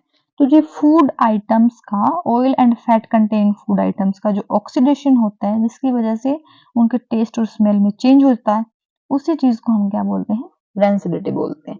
अब रेंसिडिटी को प्रिवेंट करने के मेथड्स में हमारे पास कैसे कैसे हम रेंसिडिटी को रोकेंगे। सबसे पहला जो मेथड है वो है हमारे पास एडिंग एंटीऑक्सीडेंट। देखो एंटी का मीनिंग क्या होता है, अपोजिट। तो एंटीऑक्सीडेंट क्या होंगे, वो सब्सटेंस जो ऑक्सीडेशन को प्रिवेंट करने में हमारी हेल्प करेंगे, रोकने में हमारी हेल्प करेंगे। तो ये केमिकल सब्सटेंस हमारे पास होते हैं फूड इंडस्ट्री के अंदर जो है, जो भी फूड आइटम्स वगैरह है उनकी पैकिंग करने से पहले एंटीऑक्सीडेंट जो है वो ऐड किए जाते हैं, ताकि जो ऑक्सीडेशन की प्रोसेस है वो क्या हो, स्लो हो सके। उसको स्टॉप करने के लिए हमारे पास कॉमनली एक तो होता है BHA, ब्यूटाइलेटेड हाइड्रोक्सी NaCl, और एक हमारे पास होता है BHT, ये होता है ब्यूटाइलेटेड हाइड्रोक्सी टोल्यून। तो हमारे पास जो कॉमनली है, हम दो ऑक्सीडेंट यूज करते हैं फूड आइटम्स की पैकिंग में, एक BHA होता है एंड एक BHT होता है। वैक्यूम पैकिंग में हमारे पास एक मेथड है रेंसिडिटी को प्रिवेंट करने के लिए। वैक्यूम पैकिंग क्या होता है, इस केस में हम क्या करते हैं, जो भी फूड आइटम्स है उनको पैकिंग करते हैं, तो वहां पे हम उसको इवेक्यूएट करते हैं, मीन्स उसको सील करने से पहले हम वहां से जो एयर है उसको रिमूव कर देते हैं, ताकि वहां पे कोई एयर या कोई ऑक्सीजन जो है वो ना रहे और ऑक्सीडेशन उसका टेक प्लेस ना करे। एक मेथड है हमारे पास रिप्लेसिंग एयर बाय नाइट्रोजन्स, कि जो भी एयर्स फूड आइटम्स के अंदर प्रेजेंट होती है, जो पैकेट्स वगैरह में प्रेजेंट होती है, उसको हम रिप्लेस कर दें नाइट्रोजन से। कि जैसे जो भी प्लास्टिक चिप्स वगैरह के जो प्लास्टिक बैग्स वगैरह होते हैं, उनको फ्लश किया जाता है नाइट्रोजन से, क्योंकि नाइट्रोजन हमारी इनर्ट गैस है, वो रिएक्ट नहीं करती है इजीली, तो नाइट्रोजन इनर्ट गैस है, इस वजह से वहां पे ऑक्सीडेशन टेक प्लेस नहीं कर पाता। एंड एक मेथड है हमारे पास refrigeration of the food stuff, की जो भी फूड आइटम है ऑयल एंड फैट कंटेनिंग, उनको हम रेफ्रिजरेटर में रखते हैं। उस वजह से क्या होता है, वहां पे जो ऑक्सीडेशन है वो स्लो डाउन हो जाता है। क्यों? क्योंकि वहां पे टेम्परेचर लो है, इस वजह से वहां पे रेसिडिटी होने के चांसेस कम है, वहां पे ऑक्सीडेशन होने के चांसेस कम है। यहाँ पे हमारे दो रिएक्शंस और रहते हैं इस चैप्टर के अंदर, एक होता है एक्सोथर्मिक रिएक्शन एंड एक होता है एंडोथर्मिक रिएक्शंस। तो क्या होते हैं ये एक्सोथर्मिक रिएक्शंस? तो वो रिएक्शन है जिनके अंदर क्या होता है, प्रोडक्ट के साथ साथ हीट भी रिलीज होती है। जिस रिएक्शन में एक लार्ज अमाउंट में हीट रिलीज होती है उनको हम बोलते हैं एक्सोथर्मिक रिएक्शन। एंड सेकंड होती है एंडोथर्मिक रिएक्शन, वो रिएक्शन जिनके अंदर हीट एब्जॉर्ब की जाती है, वो होती है एंडोथर्मिक रिएक्शन। दोनों एक दूसरे के अपोजिट है। एक्सोथर्मिक क्या होती है, जिनमें हीट रिलीज होती है, एंडोथर्मिक जिनमें हीट एब्जॉर्ब की जाती है। तो अभी हमारा चैप्टर कंप्लीट हुआ। हम क्या करेंगे, इसके अंदर इनके एनसीईआरटी क्वेश्चंस को भी वन बाय वन हमारे वीडियो में सोल्व करेंगे। Hello everyone, welcome to ND teaching points. तो आज की क्लास में हम पढ़ रहे हैं chemical reaction and equation, class 10th। यहाँ पे हम एक्सरसाइज सोल्व कर रहे हैं। तो फर्स्ट क्वेश्चन हमारे पास ये है कि which of the statement about the reaction below are incorrect. एक रिएक्शन दी गई है, यहाँ पे जो है कौन सी स्टेटमेंट वो है इनकरेक्ट है। यहाँ पे क्या है हमारे पास, रिएक्टेंट साइड लेड ऑक्साइड है PbO, और कार्बन के साथ रिएक्ट करके lead and CO2 carbon dioxide form करते हैं। तो हम देखेंगे यहाँ पे जो लेड ऑक्साइड है, यहाँ पे तो PbO है और यहाँ पे क्या है Pb है, मतलब ऑक्सीजन यहाँ से रिमूव हो गई है। ऑक्सीजन रिमूव हुई है तो क्या हुआ है, यहाँ पे रिडक्शन हुआ है। तो इट मीन्स इस रिएक्शन के अंदर क्या हुआ है, लेड ऑक्साइड जो है वो रिड्यूस्ड हुआ है। देखो ऑप्शन डी में lead oxide is getting reduced, तो ये तो हमारे पास करेक्ट है। ओके, सेकंड इसमें क्या है, कार्बन था यहाँ पे और यहाँ पे क्या है CO2, मीन्स कार्बन के साथ ऑक्सीजन अटैच हो गई है, तो कार्बन क्या हुआ है यहाँ पे, ऑक्सीडाइज्ड हुआ है। कार्बन यहाँ पे क्या हुआ है, ऑक्सीडाइज्ड हुआ है। तो दो स्टेटमेंट तो हमारे पास क्या है यहाँ पे, करेक्ट है। तो इनकरेक्ट कौन सी होगी हमारे पास, A एंड B। हमारा आंसर क्या होगा यहाँ पे, A and B। Okay, next हम आगे चलते हैं सेकंड क्वेश्चन पे। हमारे पास यहाँ पे एक रिएक्शन दी हुई है Fe2O3 plus 2 aluminium, Fe2O3 iron oxide plus aluminium. तो यहाँ पे क्या हो गया है, aluminium oxide plus Fe plus iron. हमें ये बताना है कि कौन सी रिएक्शन है। देखो यहाँ पे Fe2O3 था, तो एल्यूमिनियम ने क्या किया है, यहाँ पे इस पे अटैक किया है और यहाँ से Fe को रिमूव कर दिया है और एल्यूमिनियम ऑक्साइड बना लिया है। मतलब मोस्ट रिएक्टिव जो एलिमेंट था उसने लिस्ट रिएक्टिव को उसके प्लेस से डिस्प्लेस कर दिया है, हटा दिया है। तो ये कौन सी रिएक्शन है हमारे पास, डिस्प्लेसमेंट रिएक्शन है। नेक्स्ट देखो, what happens when dilute hydrochloric acid is added to iron filling? Tick the correct answer. हमें ये बताना है कि जब हम डाइल्यूट हाइड्रोक्लोरिक एसिड HCl को ऐड करते हैं Fe के अंदर, तो यहाँ पे कौन सी रिएक्शन टेक प्लेस करती है। देखो हम यहाँ पे Fe ले रहे हैं, इसको हमने HCl एसिड यहाँ पे लिया है, तो यहाँ पे क्या हो रहा है, Fe जो है यहाँ पे अटैक करेगा तो हाइड्रोजन को यहाँ से रिमूव कर देगा, क्योंकि आयरन तो हाइड्रोजन से ज्यादा रिएक्टिव है। तो यहाँ पे क्या होगा, आयरन क्लोराइड FeCl2 फॉर्म हो जाएगा और हाइड्रोजन गैस यहाँ पे क्या होगी, रिलीज हो जाएगी। ऑप्शंस क्या आते हैं हमारे यहाँ पे, hydrogen gas and iron chloride are produce. यही ऑप्शन हमारा करेक्ट है। नेक्स्ट है हमारे पास what is balance equation, why should chemical equation be balance. ये तो हमने चैप्टर में भी पढ़ा था कि बैलेंस इक्वेशन क्या होती है। एक वो इक्वेशंस, वो केमिकल इक्वेशंस जहाँ पे रिएक्टेंट एंड प्रोडक्ट दोनों साइड क्या होते हैं, नंबर ऑफ एटम जो होते हैं सभी एलिमेंट्स के वो इक्वल होते हैं। Equal number of atom of all the elements, सारे एलिमेंट्स की जो नंबर ऑफ एटम है वो इक्वल होते हैं कहाँ पे, on both of side of chemical equation. दोनों साइड हमारे नंबर ऑफ एटम जो है सभी एलिमेंट्स के वो इक्वल हो, उनको हम बोलते हैं बैलेंस केमिकल इक्वेशंस। और बैलेंस केमिकल इक्वेशन जो है उसकी क्या नीड है, क्यों करते हैं हम बैलेंस केमिकल इक्वेशंस को इनको हम law of conservation of mass पढ़ा है। Law of conservation of mass के अकॉर्डिंग क्या होता है कि ना तो हम मास को क्रिएट कर सकते हैं, ना ही हम मास को क्या कर सकते हैं, डिस्ट्रॉय कर सकते हैं। मास can nether be created and nor destroyed. हम सिर्फ क्या कर सकते हैं, मास को एक फॉर्म से दूसरी फॉर्म के अंदर चेंज कर सकते हैं। तो किसी भी केमिकल रिएक्शन के अंदर जो टोटल मास होता है रिएक्टेंट का, वो हमेशा टोटल मास ऑफ प्रोडक्ट के इक्वल होना चाहिए, क्योंकि मास को हम क्रिएट और डिस्ट्रॉय नहीं कर सकते हैं। तो इट मीन्स जितने भी number, total number of atoms है हर एक एलिमेंट की, वो इक्वल होने चाहिए बोथ साइड किसी केमिकल इक्वेशन के अंदर। तो इसी रीजन से हम केमिकल इक्वेशन को बैलेंस करते हैं। क्या रीजन है हमारा, law of conservation of mass, उसकी वजह से हम रिएक्शंस को क्या करते हैं, बैलेंस करते हैं। Hello everyone, welcome to ND teaching points. तो हम अपनी एनसीईआरटी एक्सरसाइज सोल्व कर रहे थे, उसी सीरीज में हम आगे चलते हैं क्वेश्चन नंबर 5 पे। ट्रांसलेट द फॉलोइंग, यहाँ पे क्या है, translate the following statement into chemical equation and balance them. एक स्टेटमेंट दी है, हमें उसको केमिकल इक्वेशन में चेंज करना है, उसको बैलेंस करना है। तो सबसे पहले हाइड्रोजन गैस, हाइड्रोजन गैस क्या होती है हमारे पास, H2 होती है। हाइड्रोजन गैस, सॉरी हमारे पास क्या है, हाइड्रोजन गैस वो कंबाइन कर रही है किसके साथ, नाइट्रोजन के साथ, N2 के साथ कंबाइन कर रही है, क्या फॉर्म करने के लिए, अमोनिया। हमें पता है अमोनिया का फॉर्मूला क्या होता है, NH3। तो यहाँ पे अमोनिया फॉर्म करिए, NH3 कोफिशिएंट है, इनको हम इग्नोर करते हैं पहले। तो यहाँ पे क्या करना है, हमें बैलेंस करना है। देखो सबसे पहले हमारे पास क्या प्रेजेंट है, H2 प्रेजेंट है, हाइड्रोजन थी प्लस हमारा N2 के साथ उसने रिएक्ट किया, तो वहां पे अमोनिया बना है, NH3 हमारा बना है। तो इस साइड हमारी रिएक्टेंट साइड कितनी हाइड्रोजन है, 2 हाइड्रोजन है। एंड प्रोडक्ट साइड हमारी कितनी हाइड्रोजन है, 3 हाइड्रोजन है यहाँ पे। तो कैसे बैलेंस होंगी हमारी हाइड्रोजन यहाँ पे, और सेम सिमिलरली यहाँ पे 1 नाइट्रोजन है और यहाँ पे क्या है, 2 नाइट्रोजन है।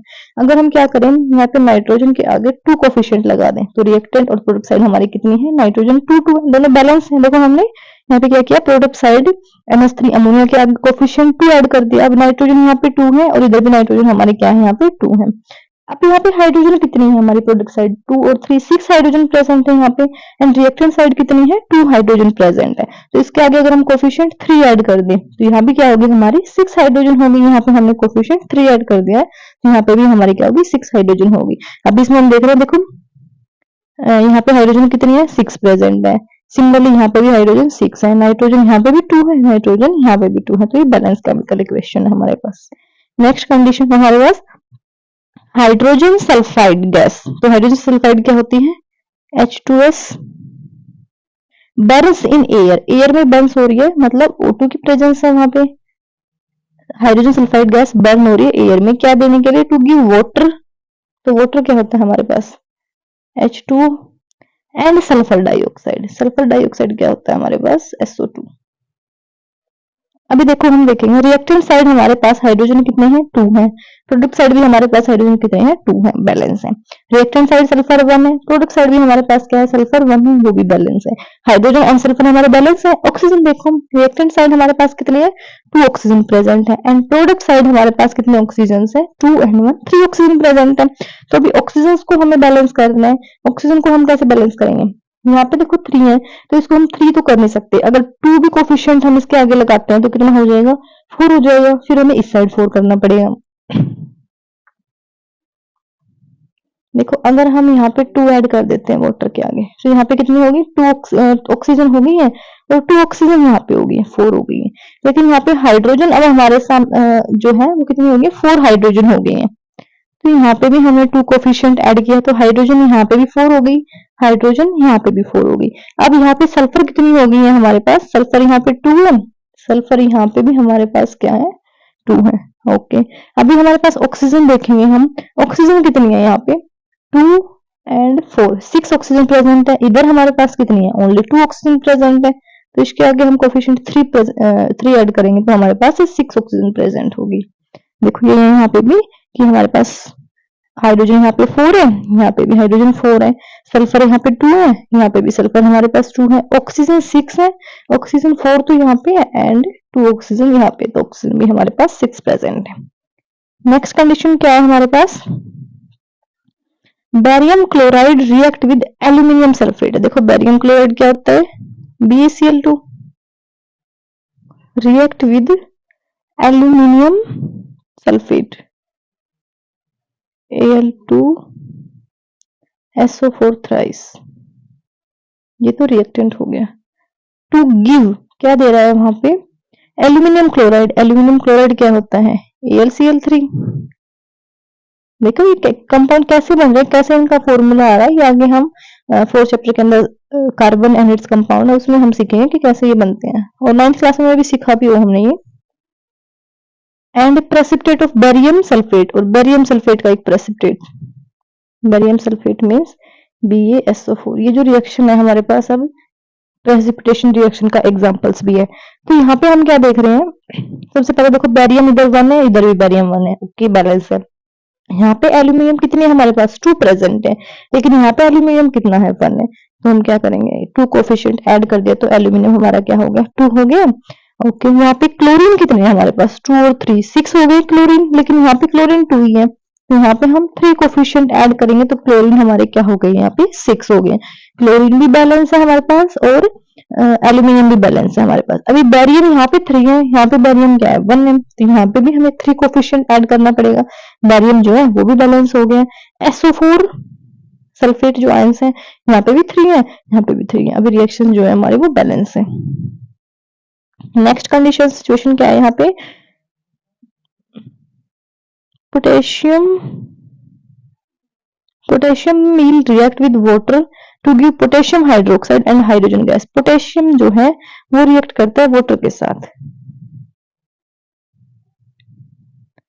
पोटेशियम जो है वो रिएक्ट करता है वाटर के साथ, क्या फॉर्म करता है वहां पे वो पोटेशियम हाइड्रोक्साइड KOH, और क्या कर रहा है हाइड्रोजन गैस H2। तो यहाँ पे देखो इस रिएक्शन के अंदर यहाँ पे पोटेशियम कितना है 1 है, यहाँ पे पोटेशियम कितना है 1 है, ओके यहाँ पे भी हाइड्रोजन जो है वो 2 है, यहाँ पे भी हाइड्रोजन यहाँ पे कितना है 3 है, ऑक्सीजन 1 1 है, सिर्फ हाइड्रोजन हमारे बैलेंस नहीं है, तो हम क्या करेंगे 2 और 1 3 यहाँ पे हम, और हम 3 तो कर नहीं सकते तो हम 4 करेंगे, यहाँ पे 2 कोफिशिएंट ऐड किया तो हाइड्रोजन 4 हो गई है, लेकिन यहाँ पे 3 है, यहाँ पे भी 2 किया तो 4 4 हो गई है। अभी यहाँ पे ऑक्सीजन 2 है, यहाँ पे भी ऑक्सीजन 2 है, बैलेंस है। पोटेशियम यहाँ पे 2 है, इसके आगे भी 2 कोफिशिएंट ऐड कर दिया हमने, तो बैलेंस केमिकल इक्वेशन होगी। देखो हम देखेंगे पोटेशियम यहाँ पे 2 है, यहाँ पे पोटेशियम 2 है, हाइड्रोजन यहाँ पे 4 है, यहाँ पे भी 2, यहाँ पे 2, यहाँ पे 4 हाइड्रोजन प्रेजेंट है, ऑक्सीजन यहाँ पे 2 है, यहाँ पे भी ऑक्सीजन 2 प्रेजेंट है।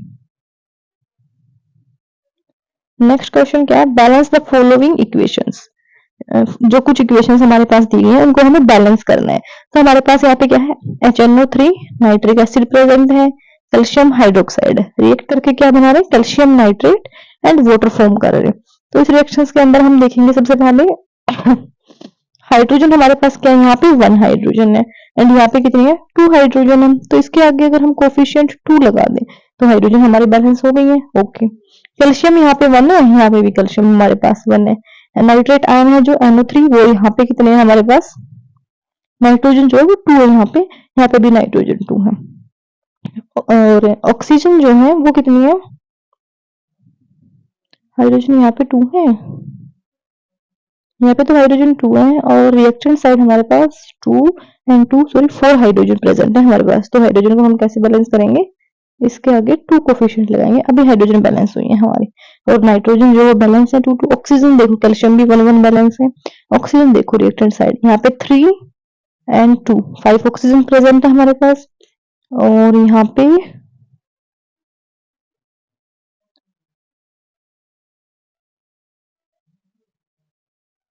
सॉरी 2 3 6 और 2 8 ऑक्सीजन प्रेजेंट है हमारे पास reactant side, and product side भी हमारे पास 80 ऑक्सीजन प्रेजेंट है, तो हमारी केमिकल इक्वेशंस जो है वो बैलेंस है। नेक्स्ट में देखो, नेक्स्ट में क्या है NaOH लिया, सोडियम हाइड्रोक्साइड को सल्फ्यूरिक एसिड H2SO4 के साथ रिएक्ट कर रहा है, तो वहां पे क्या फॉर्म हो रहा है, वहां पे सोडियम सल्फेट फॉर्म हो रहा है Na2SO4 और वाटर वहां पे रिलीज हो रहा है। तो यहाँ पे देखो सोडियम रिएक्टेंट साइड कितना है 1 है, प्रोडक्ट साइड सोडियम कितना है 2 है, तो रिएक्टेंट साइड भी हम इसके आगे 2 कोफिशिएंट ऐड करेंगे तो सोडियम जो है वो बैलेंस हो गए, ठीक है। SO4 जो है सल्फेट आयन है, रिएक्टेंट साइड भी 1 प्रेजेंट है एंड प्रोडक्ट साइड भी 1 प्रेजेंट है, वो बैलेंस है और सोडियम भी बैलेंस है। अभी हम देखेंगे यहाँ पे सॉरी सल्फर एक है, हमें SO4 को ब्रेक करना पड़ेगा। सल्फर यहाँ पे भी एक प्रेजेंट है, सल्फर यहाँ पे भी एक प्रेजेंट है। हाइड्रोजन कितना है, रिएक्टेंट साइड 2 हाइड्रोजन है एंड प्रोडक्ट साइड कितना है, रिएक्टेंट साइड 2 यहाँ पे 4 हाइड्रोजन है, लेकिन प्रोडक्ट साइड कितना है 2 है, तो यहाँ पे भी हम कोफिशिएंट 2 ऐड करेंगे तो हाइड्रोजन यहाँ पे भी 4 हो गया। एंड ऑक्सीजन जो हम प्रोडक्ट साइड तो हमारा है 4 यहाँ पे एंड 2 यहाँ पे 6 2 हाँ 6 ऑक्सीजन यहाँ पे प्रेजेंट है। सिमिलरली रिएक्टेंट साइड भी हमारे जो है वो 6 ऑक्सीजन प्रेजेंट है, तो बैलेंस है हमारी केमिकल इक्वेशन। नेक्स्ट क्या है हमारे पास, NaCl है हमारे पास यहाँ पे,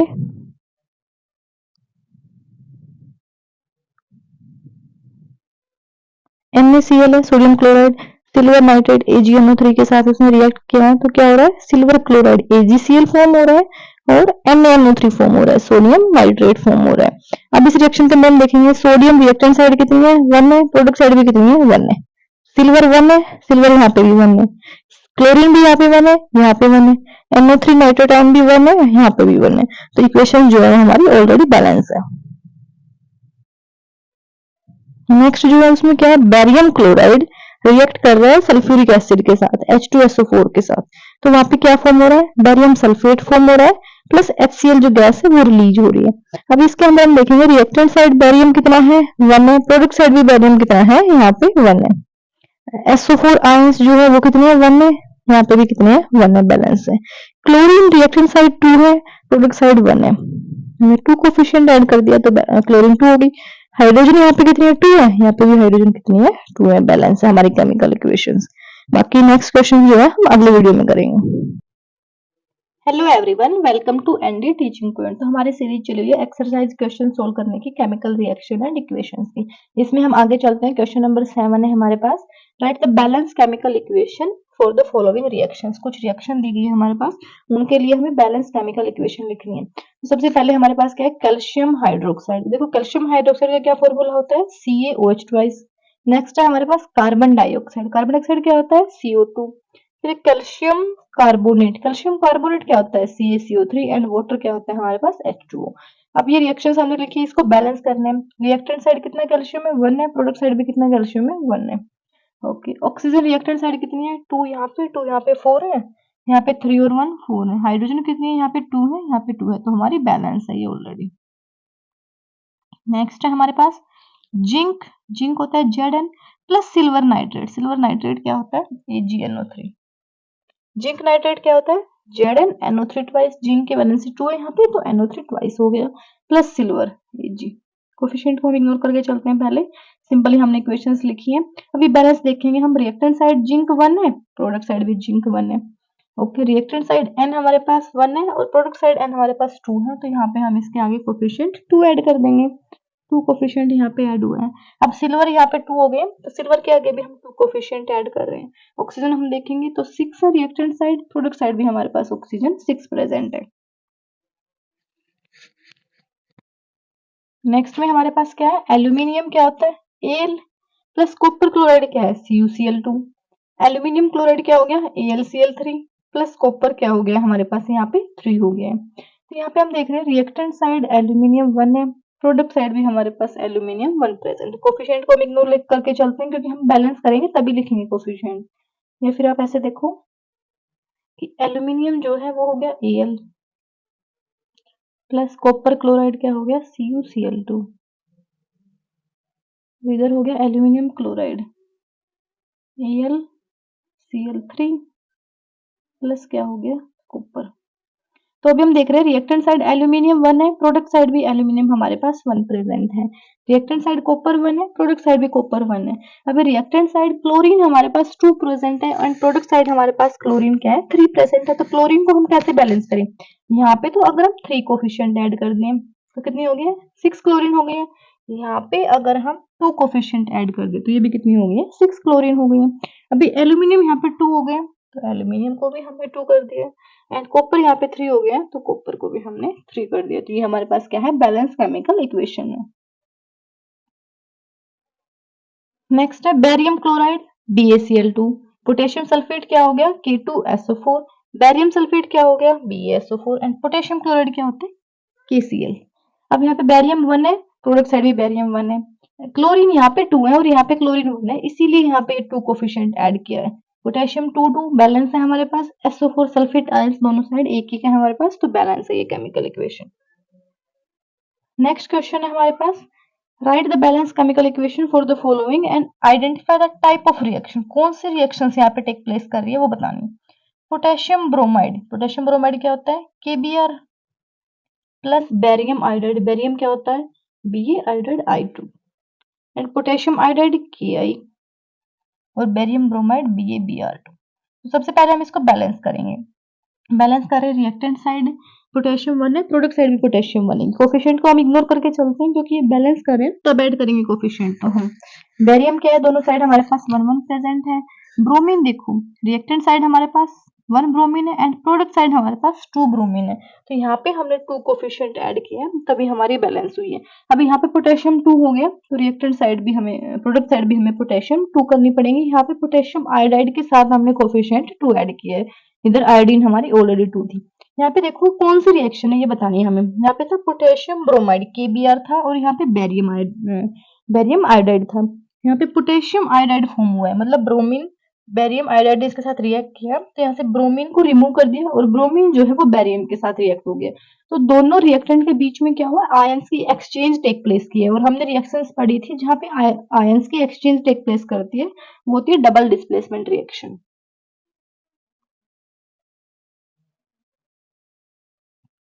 नेक्स्ट देखो, जिंक कार्बोनेट ZnCO3 और जिंक ऑक्साइड क्या होता है? ZnO एंड कार्बन डाइऑक्साइड क्या होता है? CO2।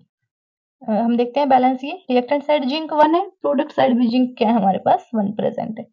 ओके, कार्बन यहाँ पे 1 है, कार्बन यहाँ पे भी 1 है, ऑक्सीजन यहाँ पे 3 है, ऑक्सीजन यहाँ पे भी 3 है। तो रिएक्शंस जो है वो ऑलरेडी हमारी बैलेंस है। अब हम देखते हैं कौन सी रिएक्शन, किस टाइप की रिएक्शन। यहाँ पे जिंक कार्बोनेट था, हमारे पास एक रिएक्टेंट था और वो ब्रेक होके क्या हुए? 2 प्रोडक्ट फॉर्म हो गए। तो एक रिएक्टेंट 2 और मोर देन 2 प्रोडक्ट में हमारा कन्वर्ट होता है, तो उस रिएक्शन को हम क्या बोलते हैं? Decomposition reaction. तो ये रिएक्शन कौन सी है? Decomposition reaction. नेक्स्ट है हमारे पास hydrogen plus chlorine H2 plus Cl2 क्या फॉर्म हुआ? Hydrogen chloride HCl। बैलेंस करेंगे, यहाँ पे 2 ही हाइड्रोजन है 2 ही क्लोरीन है, तो कोफिशिएंट 2 ऐड किया तो बैलेंस हो गई, 2 HCl हो गया। यहाँ पे इस रिएक्शन में क्या हो रहा है? यहाँ पे 2 रिएक्टेंट है हमारे पास H2 और Cl2 और प्रोडक्ट क्या हो रहा है? HCl, 1 प्रोडक्ट फॉर्म हो रहा है। तो 2 और मोर देन 2 रिएक्टेंट कंबाइन होते हैं 1 प्रोडक्ट फॉर्म करने के लिए, उस रिएक्शन को हम क्या बोलते हैं? Combination reaction. तो ये हमारे पास कॉम्बिनेशन रिएक्शन है।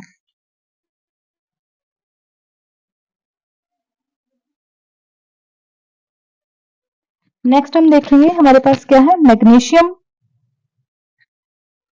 Plus hydrochloric acid plus HCl, तो हमारे पास यहाँ पे फॉर्म हुआ magnesium chloride MgCl2 and hydrogen gas.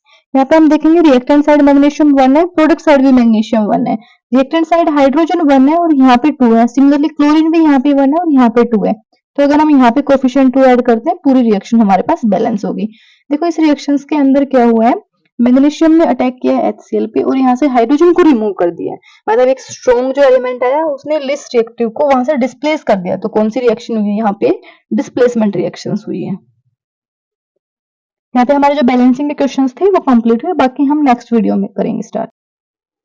Hello everyone, welcome to ND teaching points. तो हम यहाँ पे एक्सरसाइज क्वेश्चन सोल्व कर रहे थे class 10 chemical equations and reactions के। यहाँ पे हमारे पास आता है 9th question, what does one mean by exothermic and endothermic reaction. हमें ये बताना है कि एक्सोथर्मिक एंड एंडोथर्मिक रिएक्शंस क्या होती है। देखो एक्सो का मीनिंग होता है रिलीज होना और एंडो का मीनिंग क्या होता है? एब्जॉर्ब होना, और थर्मिक क्या होता है? हीट।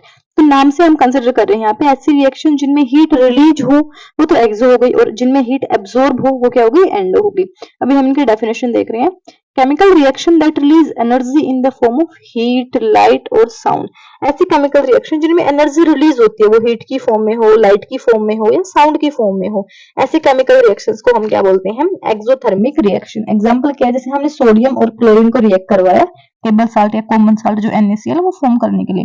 सोडियम ने रिएक्ट किया क्लोरीन के साथ, यहाँ पे NaCl फॉर्म हुआ है और यहाँ पे 411 किलो जूल ऑफ एनर्जी जो है रिलीज हुई है। या फिर हम कह सकते हैं जितने भी कॉम्बिनेशन रिएक्शन होती है वो सारी की सारी क्या होती है, एक्सोथर्मिक रिएक्शन होती है। सभी कॉम्बिनेशन रिएक्शंस के अंदर क्या होती है, एनर्जी रिलीज होती है।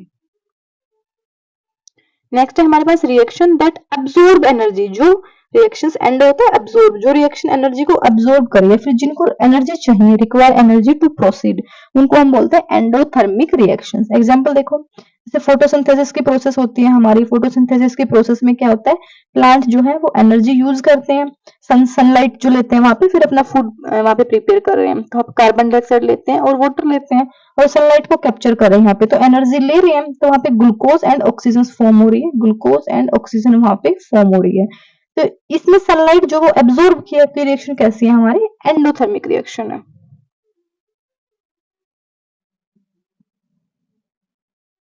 नेक्स्ट है why is respiration considered an exothermic reaction. Respiration को एक्सोथर्मिक रिएक्शन क्यों बोलते हैं। सबसे पहले रेस्पिरेशन में कौन सी रिएक्शन टेक प्लेस करती है, रेस्पिरेशन के अंदर क्या होता है, ग्लूकोज जो होता है, ग्लूकोज वो ऑक्सीजन के साथ रिएक्ट करता है। ग्लूकोज ऑक्सीजन के साथ रिएक्ट करेगा तो वहां से क्या होगा, कार्बन डाइऑक्साइड फॉर्म होगी, वाटर फॉर्म होगा और एनर्जी रिलीज होगी। तो इस रिएक्शन के अंदर एनर्जी रिलीज हो रही है रेस्पिरेशन के अंदर, इसीलिए हम इसको क्या करें, एक्सोथर्मिक रिएक्शन, यहाँ पे एनर्जी रिलीज हो रही है। नेक्स्ट क्वेश्चन है why decomposition reaction are called the opposite of combination. Decomposition reaction को हम कॉम्बिनेशन रिएक्शंस की अपोजिट रिएक्शन क्यों कहते हैं। देखो, डीकंपोजिशन का मतलब क्या होता है, ब्रेक होना, और कॉम्बिनेशन का मतलब क्या होता है, कंबाइन होना, जुड़ना, तो एक दूसरे के अपोजिट है। Decomposition reaction are those in which a compound break down to form two or more substance. जिसमें एक कंपाउंड ब्रेक होके दो या दो से ज्यादा सब्सटेंस फॉर्म करता है, वो होती है डीकंपोजिशन रिएक्शन। डिकम्पोजिशन के लिए देखो, ब्रेक होने के लिए वहां पे क्या चाहिए, एनर्जी चाहिए। तो इस वाले रिएक्शंस के अंदर हमारे पास क्या होता है, सोर्स ऑफ एनर्जी, एक सोर्स ऑफ एनर्जी हमें चाहिए। और हम ये भी बोल सकते हैं कि डिकम्पोजिशन रिएक्शन जो है वो कौन सी है, एंडोथर्मिक रिएक्शन है। एनर्जी उनको चाहिए, वो एब्जॉर्ब करती हैं। तो they are exact opposite of combination. Combination की वो एग्जैक्ट क्या होती है, अपोजिट होते हैं, क्योंकि कॉम्बिनेशन में क्या होता है, दो या दो से ज्यादा substance, to or more substance combine होते हैं, और वहां पे क्या होता है, रिलीज ऑफ एनर्जी। डिकम्पोजिशन में क्या होता है, absorption of energy, and combination में क्या होता है, रिलीज ऑफ एनर्जी। तो ये एक दूसरे के एग्जैक्टली अपोजिट रिएक्शन है। यहाँ पे एक जनरल एग्जांपल से भी समझा है कि डिकम्पोजिशन रिएक्शन में कोई सब्सटेंस है हमारे पास ए बी, अगर वो एनर्जी उसको हम दे रहे हैं तो ए और बी में सेपरेट सेपरेट क्या हो गया, ब्रेक हो गया। जैसे वाटर हमने लिया है, तो वाटर में से हम इलेक्ट्रिसिटी पास करते हैं, एनर्जी उसको देते हैं, तो हाइड्रोजन एंड ऑक्सीजन में वो ब्रेक हो गया। यहाँ पे कॉम्बिनेशन रिएक्शन में क्या हो गया, टू रिएक्टेंट है ए एंड बी, वो कंबाइन हो रहे हैं, ए बी फॉर्म कर रहे हैं यहाँ पे, और एनर्जी वहां पे रिलीज हो रही है। तो एक दूसरे के क्या है, ये रिएक्शन हमारे पास अपोजिट है दोनों। Write one equation each for decomposition reaction where energy supplied in the form of heat, light और electricity। हमें decomposition reaction के कुछ एग्जाम्पल देने। सबसे पहले जिसमें एनर्जी जो है, डिकम्पोजिशन रिएक्शन में हमें एनर्जी चाहिएगी, तो सबसे पहले कहा है कि एनर्जी जो है वो हीट की फॉर्म में होनी चाहिए। एनर्जी हीट की फॉर्म में हो, ऐसी रिएक्शंस हमने पढ़ी भी थी, जो चैप्टर हमने कवर किया वहां पे डिकम्पोजिशन के 3 टाइप्स थे। तो वहां पे हमने पढ़ा था थर्मल डिकम्पोजिशन, जहाँ पे क्या हो रहा है, डिकम्पोजिशन हीट की हेल्प से टेक प्लेस कर रहा है। यहाँ पे हमने लिया फेरस सल्फेट FeSO4, उसको हमने हीट किया है, तो क्या फॉर्म हो रहा है, Fe2O3, फेरिक ऑक्साइड फॉर्म हो रहा है, सल्फर डाइऑक्साइड गैस वहां पे फॉर्म हो रही है, और सल्फर ट्राइऑक्साइड गैस वहां पे रिलीज हो रही है। ये हमारा थर्मल डिकम्पोजिशन है। नेक्स्ट यहाँ पे कि जहाँ पे एनर्जी हो in the form of light, light की फॉर्म में हो, लाइट की हेल्प से डिकम्पोजिशन रिएक्शन टेक प्लेस हुई, ऐसे रिएक्शन को हमने फोटो डिकम्पोजिशन भी बोला था। यहाँ पे क्या है, सिल्वर क्लोराइड AgCl, जब लाइट हम यहाँ पे दे रहे हैं तो सिल्वर एंड क्लोरीन में ब्रेक हो रहा है हमारे पास, फोटो डिकम्पोजिशन बोलते हैं हम इसको। नेक्स्ट है डिकम्पोजिशन बाय इलेक्ट्रिसिटी, की इलेक्ट्रिसिटी की हेल्प से हमारे पास डिकम्पोजिशन टेक प्लेस करे। जब हम एल्यूमिनियम ऑक्साइड है उसमें से इलेक्ट्रिसिटी पास करते हैं तो एल्यूमिनियम और ऑक्सीजन में वो ब्रेक हो जाता है।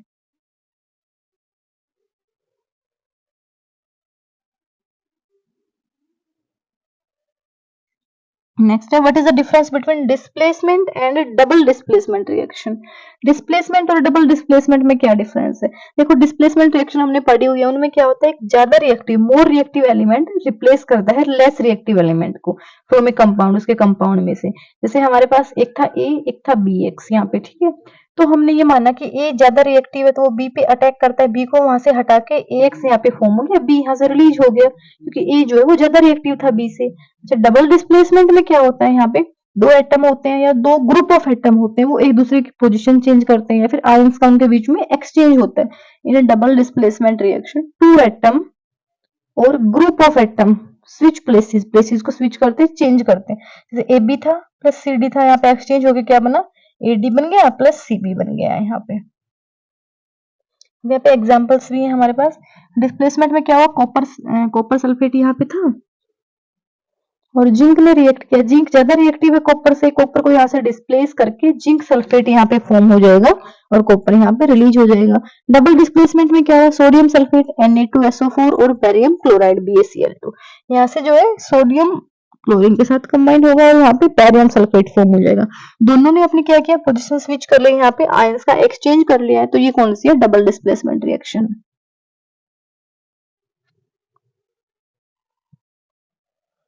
नेक्स्ट क्वेश्चन है हमारे पास, in the refining of silver, silver की जो रिफाइनिंग होती है, प्यूरिफिकेशन की जो प्रोसेस होती है, उसमें क्या होता है, recovery of silver from silver nitrate, कि सिल्वर नाइट्रेट से हम सिल्वर जो है वो ऑब्टेन करते हैं, सिल्वर नाइट्रेट सॉल्यूशन से। Involve displacement bye copper metal, वहां पे कॉपर मेटल से डिस्प्लेसमेंट होता है। तो रिएक्शन बताओ कि सिल्वर को जब हम ऑब्टेन करते हैं, रिफाइन करते हैं, तो वो हमें सिल्वर नाइट्रेट के सॉल्यूशन से मिलता है। तो सिल्वर नाइट्रेट क्या होगा, AgNO3 हमारे पास होगा, ठीक है। और यहाँ पे बताया गया है involve displacement bye copper, copper metal यहाँ पे क्या करेगी, डिस्प्लेस करेगी। अपने डिस्प्लेस करेगी तो हमें सिल्वर यहाँ से रिफाइन करना है, सिल्वर यहाँ से रिमूव हो जाएगा, कॉपर नाइट्रेट यहाँ से फॉर्म हो जाएगा, ये हमारे पास रिएक्शन होगी।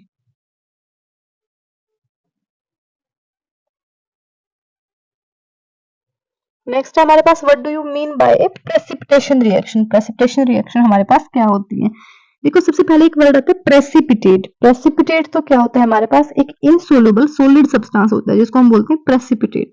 और प्रेसिपिटेशन रिएक्शन क्या होती है, वो रिएक्शन जिनके अंदर वो इनसोल्युबल सॉलिड फॉर्म्ड हो उसको हम बोलते हैं प्रेसिपिटेशन रिएक्शन। एग्जांपल जैसे हमने लिया सोडियम कार्बोनेट लिया, उसको हमने रिएक्ट करवाया कैल्शियम क्लोराइड के साथ, तो यहाँ से क्या हुआ, कैल्शियम कार्बोनेट फॉर्म हो गया और सोडियम क्लोराइड हो गया। यहाँ पे जो कैल्शियम कार्बोनेट फॉर्म हो रहा है ये हमारे पास प्रेसिपिटेट बना रहा है, इनसोल्युबल सॉलिड फॉर्म कर रहा है, इस रिएक्शन को हम बोलते हैं प्रेसिपिटेशन रिएक्शन। और एग्जांपल एक हमारे पास यहाँ पे सोडियम सल्फेट लिया, उसको बेरियम क्लोराइड के साथ रिएक्ट करवाया, तो यहाँ से एक सोडियम क्लोराइड फॉर्म हो रहा है। दूसरा बेरियम सल्फेट, जो बेरियम सल्फेट है ये भी हमारे पास एक इनसोल्युबल सॉलिड सब्सटेंस है, प्रेसिपिटेट है, तो ये भी हमारे पास प्रेसिपिटेशन रिएक्शन का एग्जाम्पल है। नेक्स्ट है explain the following term of gain और loss of oxygen with two example. Oxygen का गेन हो रहा है या लॉस हो रहा है वो बतानी है हमें। ऑक्सीडेशन में क्या होता है, मैंने बताया था ऑक्सीडेशन, आपको सिर्फ ये याद रखना है कि ऑक्सीडेशन मीन ऑक्सीजन का ऐड होना। तो ऑक्सीडेशन रिएक्शन कौन सी होंगी, जिनके अंदर ऐड ऑफ ऑक्सीजन या गेन ऑफ ऑक्सीजन। जैसे एग्जांपल है हमारे पास यहाँ पे CO2 यहाँ पे लिया है प्लस H2 यहाँ पे लिया है, तो यहाँ पे CO प्लस H2O, H2 था यहाँ पे और यहाँ पे क्या हो गया H2O, ऑक्सीजन का ऐड हो गया, तो इसका क्या हो रहा है, यहाँ पे ऑक्सीडेशन हो रहा है। सेकंड हमें बताना है रिडक्शन, रिडक्शन में क्या होगा, लॉस ऑफ ऑक्सीजन होगा।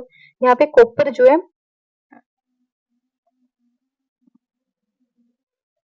अच्छा इसी का एग्जांपल है हमारे पास ऑक्सीडेशन का ही।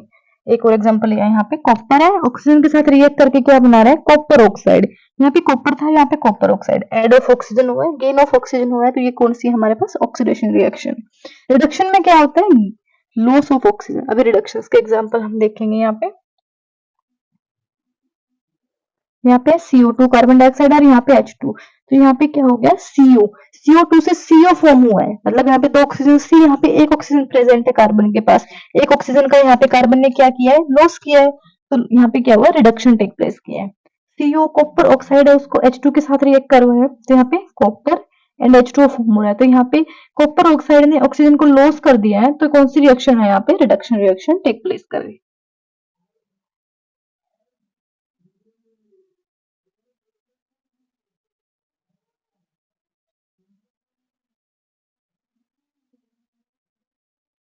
नेक्स्ट क्वेश्चन हमारे पास है, a shiny brown coloured element X on heating in air become black in colour. हमारे पास कोई एक ब्राउन कलर का शाइनिंग एलिमेंट है जिसको हम एयर में हीट करते हैं तो वो क्या हो जाता है, ब्लैक हो जाता है। तो हमें ये बताना है कि वो जो एलिमेंट एक्स है वो कौन सा है और जो ब्लैक कलर फॉर्म हो रहा है वो क्या है। तो सबसे पहले हमारे पास जो एलिमेंट है वो है कॉपर। कॉपर जो है वो एक ब्राउन कलर का हमारे पास एलिमेंट कॉपर है और वो कॉपर को जब हम हीट करेंगे ऑक्सीजन की प्रेजेंस में, कॉपर को जब हम एयर के अंदर हीट करते हैं तो वहां पे कॉपर ऑक्साइड फॉर्म होते हैं। तो कॉपर तो हमारे पास शाइनी ब्राउन कलर में है और जो कॉपर ऑक्साइड हमारे पास फॉर्म हो रहा है वो कैसा होता है, ब्लैक इन कलर होता है। नेक्स्ट क्वेश्चन है, why do we apply paint on iron article. Iron article पे हम पेंट क्यों लगा करते हैं। देखो लोहे की जो ऑब्जेक्ट्स होते हैं, जो चीजें होती हैं उन पे जंग लग जाता है, रस्टिंग हो जाती है वहां पे। अगर पेंट हम उनके ऊपर कर देते हैं तो जो आयरन आर्टिकल्स है वो मॉइस्चर से और एयर से उनका जो है वो कट ऑफ हो जाता है।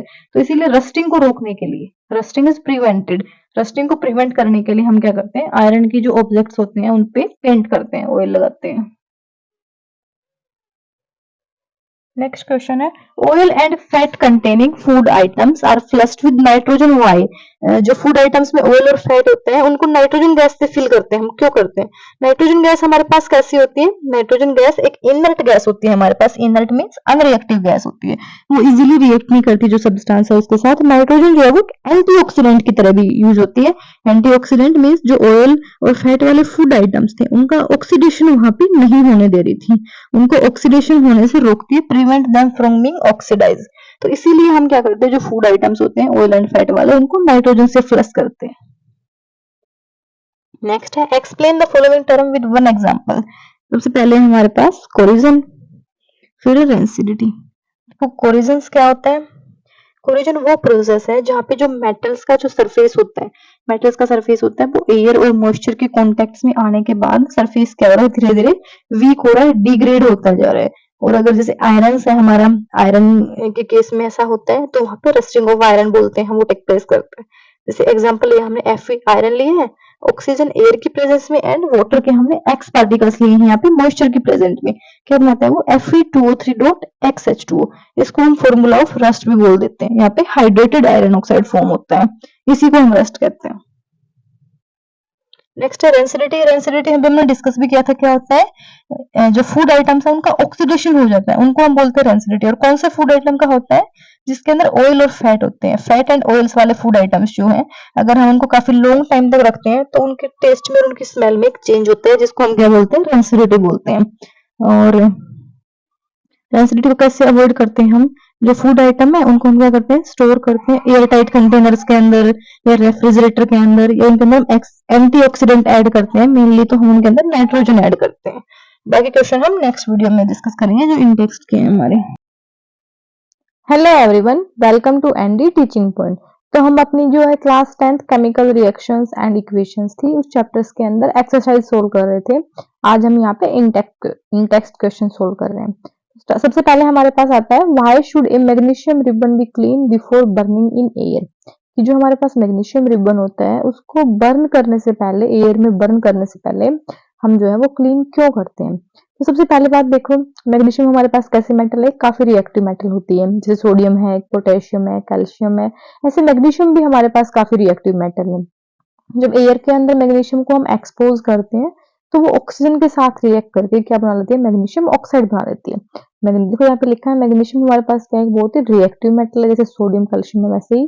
When it expose to air, जब इसको एयर में एक्सपोज करते हैं तो ये क्या करती है, रिएक्ट विद ऑक्सीजन, ऑक्सीजन के साथ रिएक्ट करती है to form a layer of magnesium oxide on its surface. इसके सरफेस पे मैग्नीशियम ऑक्साइड MgO जो है वो फॉर्म हो जाता है।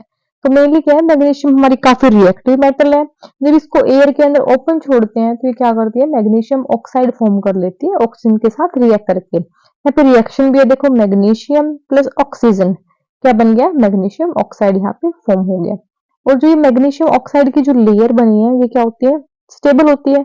मैग्नीशियम जो है इसकी वजह से फर्दर रिएक्ट नहीं करते हैं, आगे रिएक्ट नहीं करता है ऑक्सीजन के साथ। इसीलिए जब भी हम मैग्नीशियम रिबन को बर्न करते हैं उससे पहले सैंड पेपर से हम उसको क्लीन करते हैं, क्योंकि मैग्नीशियम के ऊपर तो मैग्नीशियम ऑक्साइड की लेयर बनी है, अगर उसको रिमूव नहीं करेंगे तो फर्दर रिएक्शन टेक प्लेस नहीं करेगी, इसीलिए हम उसे क्लीन करते हैं। So this layer of magnesium oxide is quite stable. ये जो magnesium oxide की layer है stable होती है and prevent further reaction of magnesium with oxygen. magnesium को oxygen के साथ आगे reaction नहीं करने देती है, इसीलिए magnesium ribbon को हम clean करते हैं by sandpaper. क्यों क्लीन करते हैं? ये जो मैग्नीशियम ऑक्साइड की लेयर फॉर्म हुई है उसको रिमूव करने के लिए. तो remove this layer so that underlying metal can be used for the reaction. Next देखो,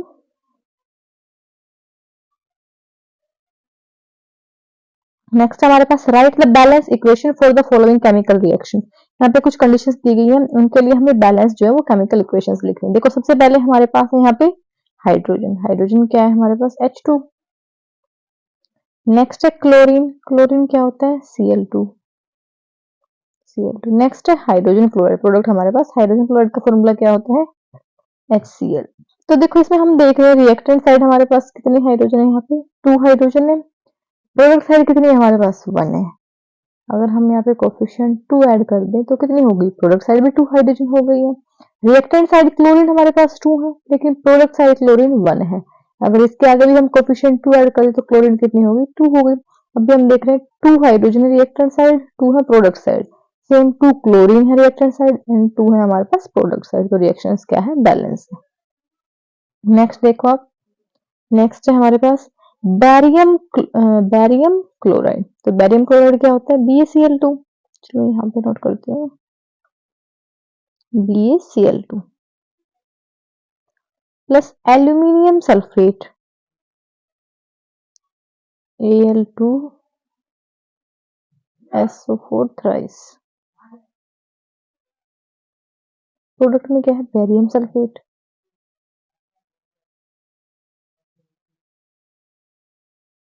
BaSO4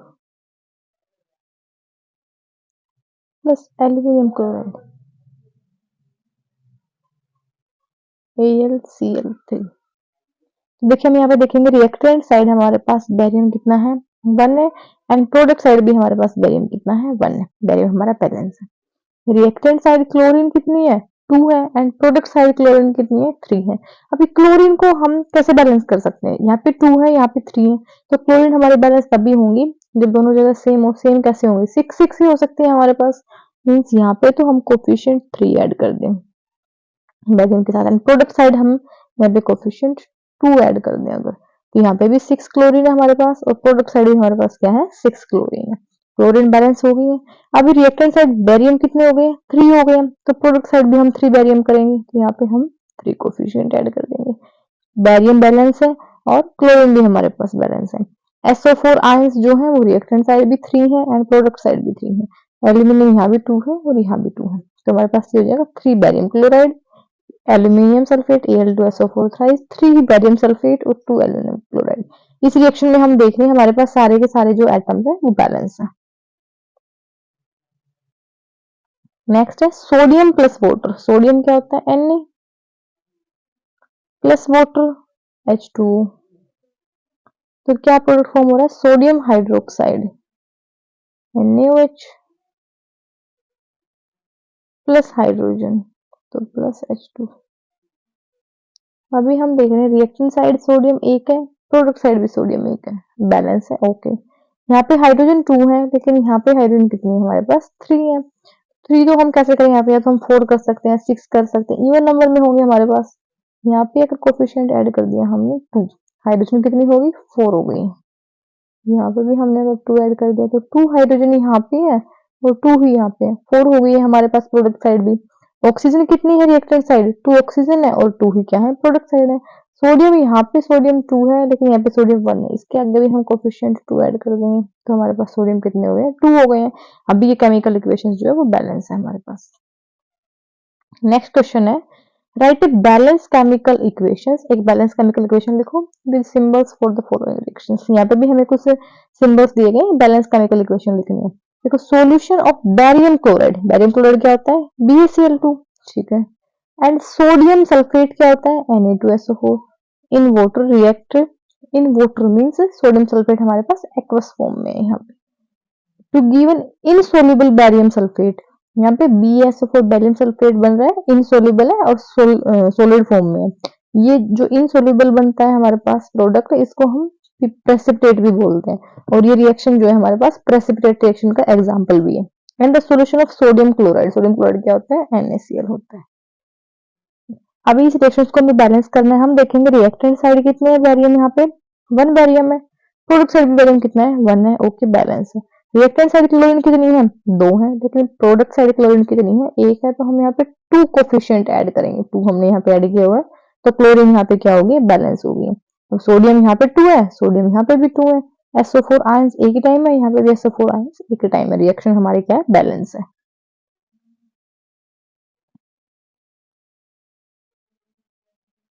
नेक्स्ट है sodium hydroxide solution in water.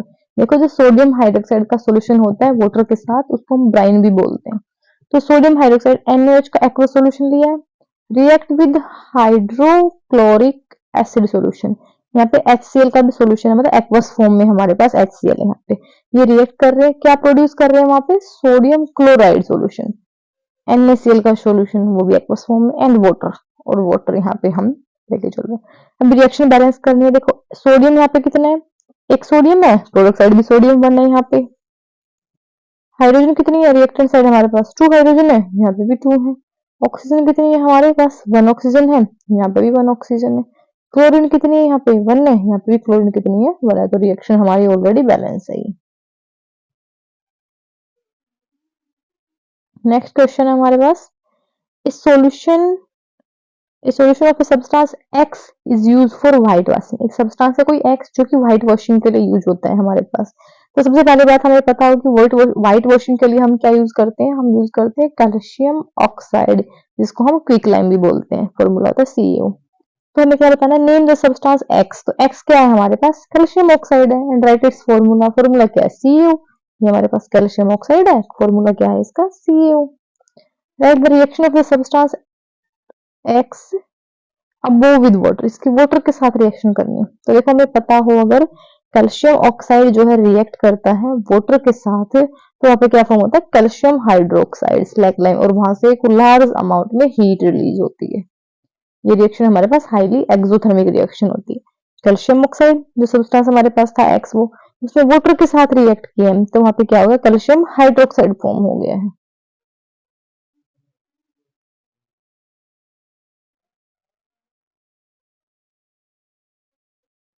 Next question है हमारे पास, why is the amount of gas collected in one of the test tube in activity 1 double of the amount collected in the other, name the gas. देखो यहाँ पे हमारे पास ये एक experiment दे रखा है, एक मिनट रुको मैं बताती हूँ पहले एक्सपेरिमेंट क्या है। देखो हमारे पास एक एक्सपेरिमेंटल क्वेश्चन है, यहाँ पे क्या एक्सपेरिमेंट है हमारे पास, जो हम इलेक्ट्रोलाइसिस की प्रोसेस करवाते हैं वाटर का। अगर हम इलेक्ट्रोलाइसिस करवाते हैं, ये पूछा गया कि अगर हमने वाटर का इलेक्ट्रोलाइसिस करवाया गया है, वाटर में से हमने इलेक्ट्रिसिटी को पास किया है, तो वहां से हाइड्रोजन गैस फॉर्म होती है, एंड वहां से ऑक्सीजन गैस जो है वो फॉर्म होती है।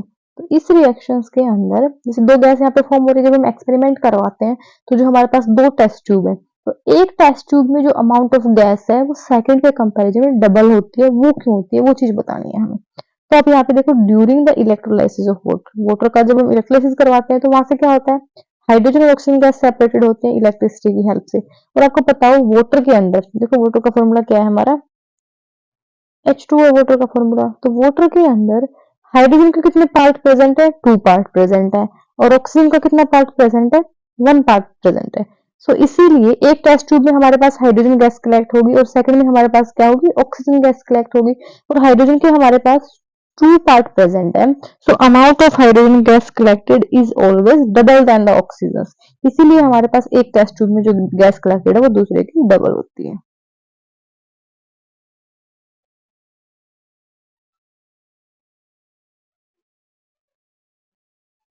नेक्स्ट क्वेश्चन है हमारे पास, why does the color of copper sulfate solution change when an iron nail is dipped in it? Copper sulphate के सॉल्यूशन का कलर चेंज क्यों होता है जब उसमें हम आयरन नेल डालते हैं, लोहे की कील डालते हैं। ये हमारे पास डिस्प्लेसमेंट रिएक्शन है। कॉपर सल्फेट CuSO4 का सॉल्यूशन लिया, ठीक है, अभी इसका कलर होता है ब्लू हमारे पास, इसमें हमने आयरन डाला है।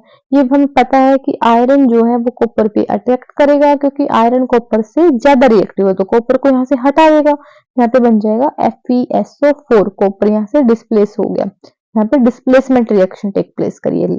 मोर रिएक्टिव एलिमेंट्स ने लेस रिएक्टिव को वहां से डिस्प्लेस कर दिया।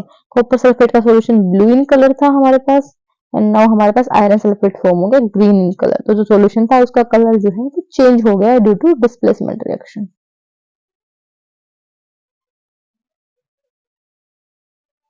नेक्स्ट क्वेश्चन है हमारे पास, give an example of double displacement reaction other than one given in activity.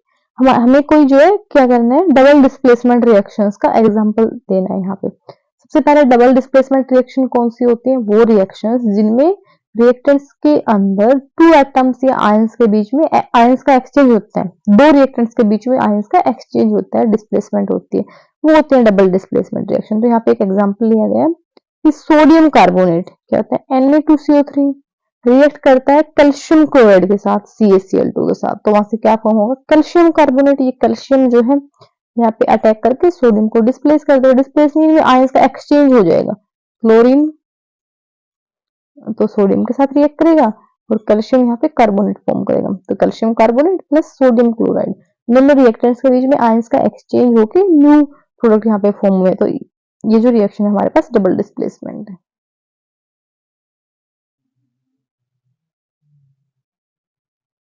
Next है हमारे पास, identify the substance that are oxidized and substance that are reduced in the reaction.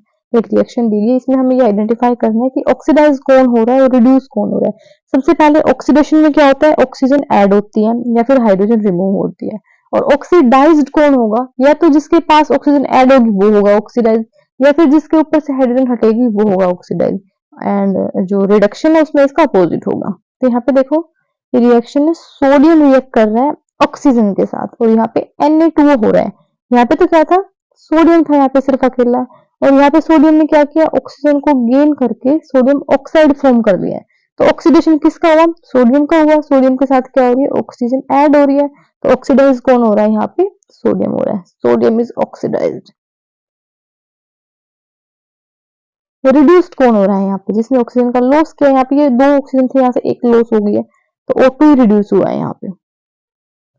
Next में देखो copper oxide CO plus hydrogen, इसने copper form किया और water form किया। यहाँ पे क्या था, कॉपर ऑक्साइड, कॉपर के साथ ऑक्सीजन अटैच थी, लेकिन प्रोडक्ट साइड यहाँ पे क्या है, कॉपर, मतलब कॉपर की ऑक्सीजन यहाँ से क्या होगी, रिमूव हो गई।